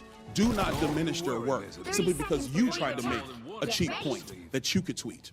If you have been following the mess at our borders and how it is trickling down into our cities, you know that the leadership in sanctuary states has been dodging accountability for years. But today, we are watching Representative Byron Donalds absolutely take them to task. We're talking about heavy hitters like J.B. Pritzker, Kathy Hochul, and Tim Walz getting sat down and grilled. Honestly, my take before we even get into the meat of this is that it is about time. For too long, these governors have played a game of virtue signaling with their tax dollars while pretending they aren't responsible for consequences. Byron Donalds is one of the few guys in Washington who isn't afraid to look these people in the eye and demand real numbers and real respect for our laws. This video is a masterclass in how to hold the elite's feet to the fire. If you are tired of seeing American citizens come last in their own states, you're going to love this. Before we dive into the full breakdown, do me a huge favor. Hit that like button, subscribe to the channel, and ring that bell. Let's get into the reaction. Chair, I recognize Mr. Donalds from Florida. Thank you, Chairman. To piggyback off my colleague, Governor Pritzker, how much does the state of Illinois spend on illegal immigration every year? Again, illegal immigration, that's a federal responsibility. They could tell how much is wasted as a result of this failure. Governor, don't you keep track of how many people are on your Medicaid rolls, how many people who are illegal immigrants in the state of Illinois who are getting actually benefits in your state? Doesn't your government keep track of that? They don't get Medicaid in Illinois or any state as far as I know. Governor Pritzker, you do not keep track of any public service dollars in the state of Illinois that goes to illegal immigrants or goes to people in your state who are not legal residents of the United States and of the state of Illinois. You don't keep track of that. We absolutely keep track of our budget. We're very closely, and in fact, it's been balanced for 7 years in a row, unlike the Republican before me. Yeah. You know, it's interesting. I noticed that in the state of Illinois, you guys don't want to keep track of your money because I asked your mayor in Chicago a similar question about a month ago, and he didn't have an answer. It was quite interesting. I think this might be an Illinois problem. Governor Hochul, in your state, you are spending about roughly $4 billion on illegal immigration. And at the same time, you are actually asking the federal government for $4 billion to finish Penn Station. Don't you think it would be better to stop funding illegal immigrants in your state and actually use those resources to finish Penn Station as opposed to coming to the federal government for the money? Penn Station is owned by Amtrak, not by the state, so it's an appropriate use of their dollars, and Donald Trump has agreed to spend upwards of $7 billion. I appreciated that very much. What we spend on immigrants, the immigrants who are here hardworking to live a life and working on our farms and taking care of our parents in nursing homes and taking care of our children, they have been coming here for 400 years. And we don't keep track of individuals based on their status. We make sure that people have services so we don't end up with an unexpected. So essentially what you're telling me is that you keep no track of money that is going to people who are not legal in the United States, resources that are taken away from New Yorkers, resources that are taken away from Illinoisans. You guys do not keep track of any of this. You know what's really challenging is that many people came here with legal status. I mean, temporary protective status, 300,000. Do you go along with the strategy from the Biden administration, which massively expanded immigration protocols that overwhelmed your city and overwhelmed your state? Do you agree with that? We call for secure borders. We call for this body. I never remember you calling for secure borders at all, Governor Hochul. We have. That doesn't sound like this. Many conversations I had with the White House. We asked for federal resources. You know, you're putting a federal problem on our laps, and you know what? It gets old after a while. I wish you would just do your job. If your party actually would do the job of securing the nation the way President Trump has now had to do twice, we wouldn't be in this predicament. Wouldn't you agree? Do you agree or disagree that securing the nation's borders is the job of the President of the United States? President Trump has done that job twice now. Well, and previous Democrat presidents have not done that job. Wouldn't you agree with that? This has been a problem that's been in place since I was a young staffer here on Capitol Hill. We worked on immigration, and Ronald Reagan signed amnesty for 3 million people. You know, it's interesting you bring up Reagan's amnesty in '86. You know, part of that deal was to actually build border wall and secure it, but the Democrat Party refuses to build border wall. You oppose it every single time. Is that your position? Do you now support border walls? There has been many times when bipartisan legislation is presented to this body and people just walk away from it. They refuse to do the hard work of governing that governors like us have to do every single day. And I leave here, I'm going to go home and govern a state. I'm not going to tweet about this experience because I have too much work to do taking care of New Yorkers. And you're really not doing a good job, Governor Hochul, because a lot of New Yorkers are actually coming to my state, in Florida, many of them. They come all the time because they actually want to come to a state that is well run, that protects citizens, does not allow illegal aliens to victimize citizens like they are victimized in the state of New York, like they are victimized in the state of Illinois, like they are victimized in the state of Minnesota. They choose states like Florida and Texas to find safer places to live and raise their families. Hold on, Governor Walz. Our rates are much Governor Walz, you've been sitting over there much pretty quiet. I got a question for you. I love to talk. Thank you, Governor. Fair enough. You said earlier that the ICE agents under the orders of President Trump are a modern-day Gestapo. Do you realize how disgusting a phrase that is, considering the history of Nazi Germany? Would you like to recant that statement? What I said, Congressman, and I have a long history of supporting law enforcement, I said President Trump was using them as his modern-day Gestapo, not identifying who you are, coming up in unmarked vans, taking people away and giving... Is it the responsibility of ICE to actually deport illegal aliens in the United States who are here? Isn't that their responsibility? Yes, it is, Congressman, except that the Constitution is not an inconvenience. It's not an either. Nobody said it was inconvenience. We have a responsibility to deport illegal aliens, and the president is going through that process right now. And let's be very clear, the previous administration, they abused every process there is under border laws to allow more than 10 million people into the country illegally.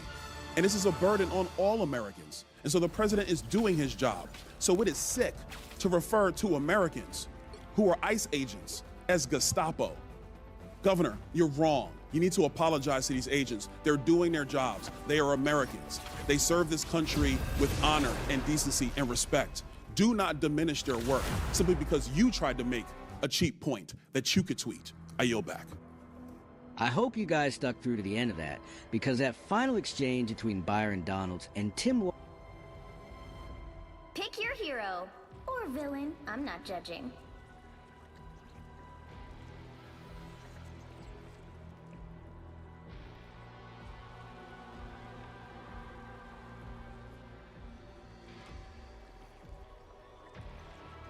And why does he have that aversion?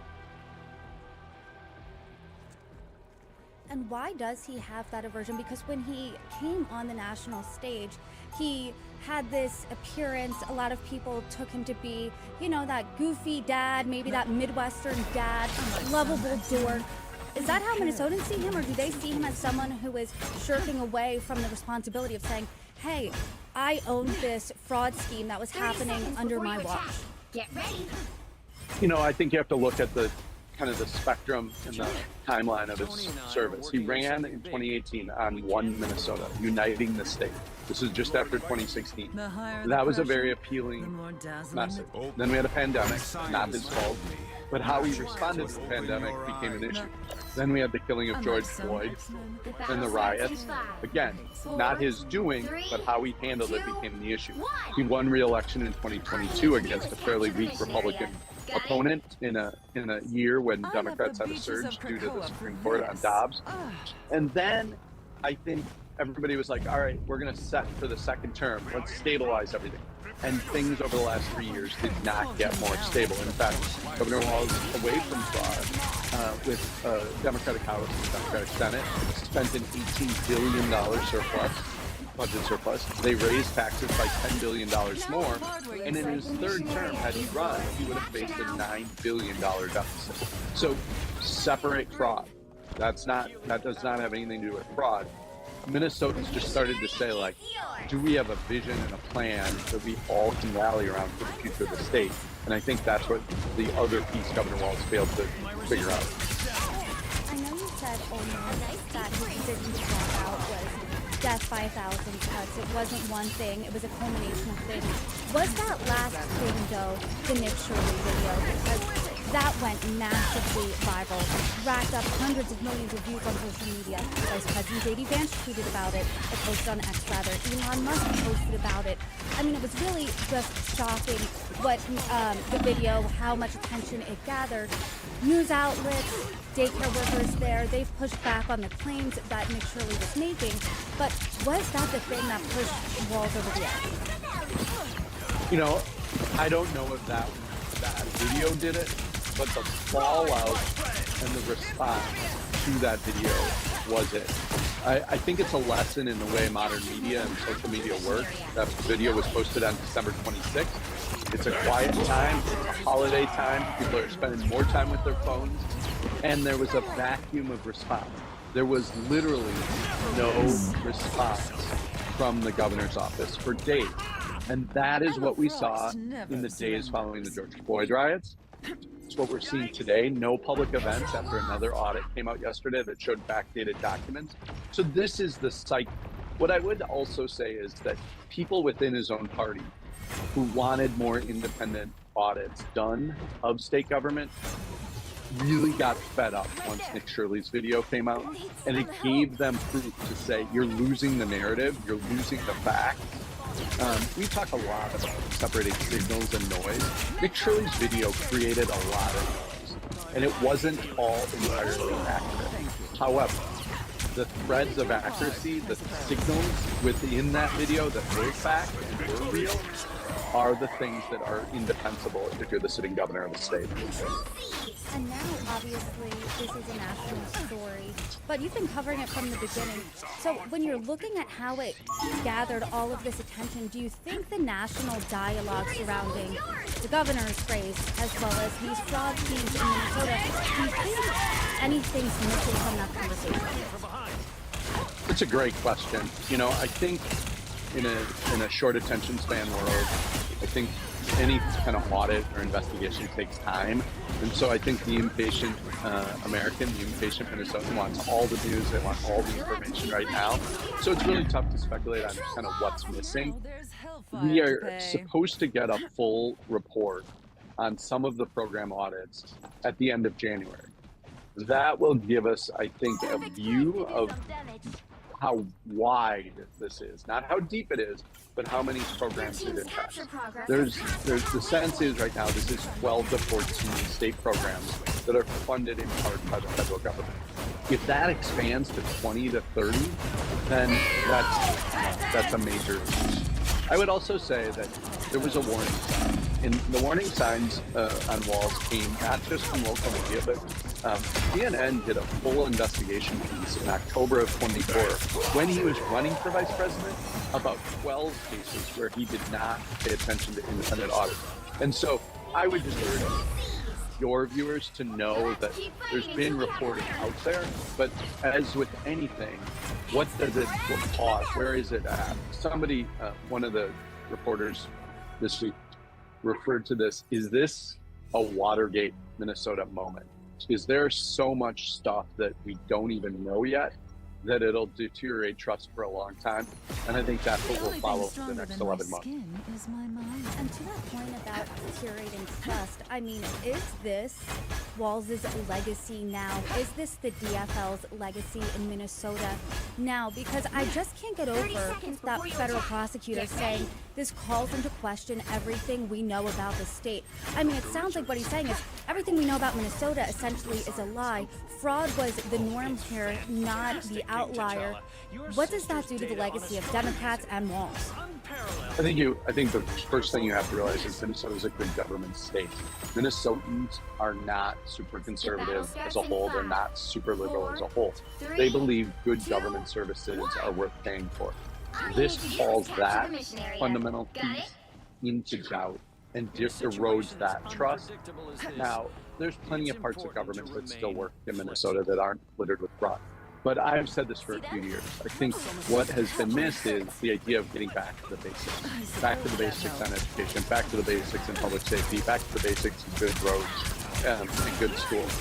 And I think that's where if Democrats survive, they have to focus this. And if the midterm is bad for Republicans nationally, but good for Republicans in Minnesota, that will give evidence that there is an independent streak. And if you don't trust the institution or the party running the institution, that's a warning sign, I think, for the future of all political parties and political leaders.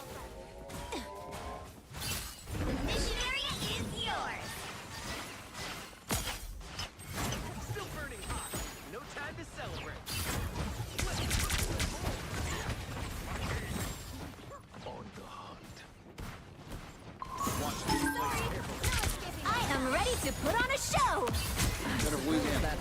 Mr. President, we have order in the chamber, please. Come to order.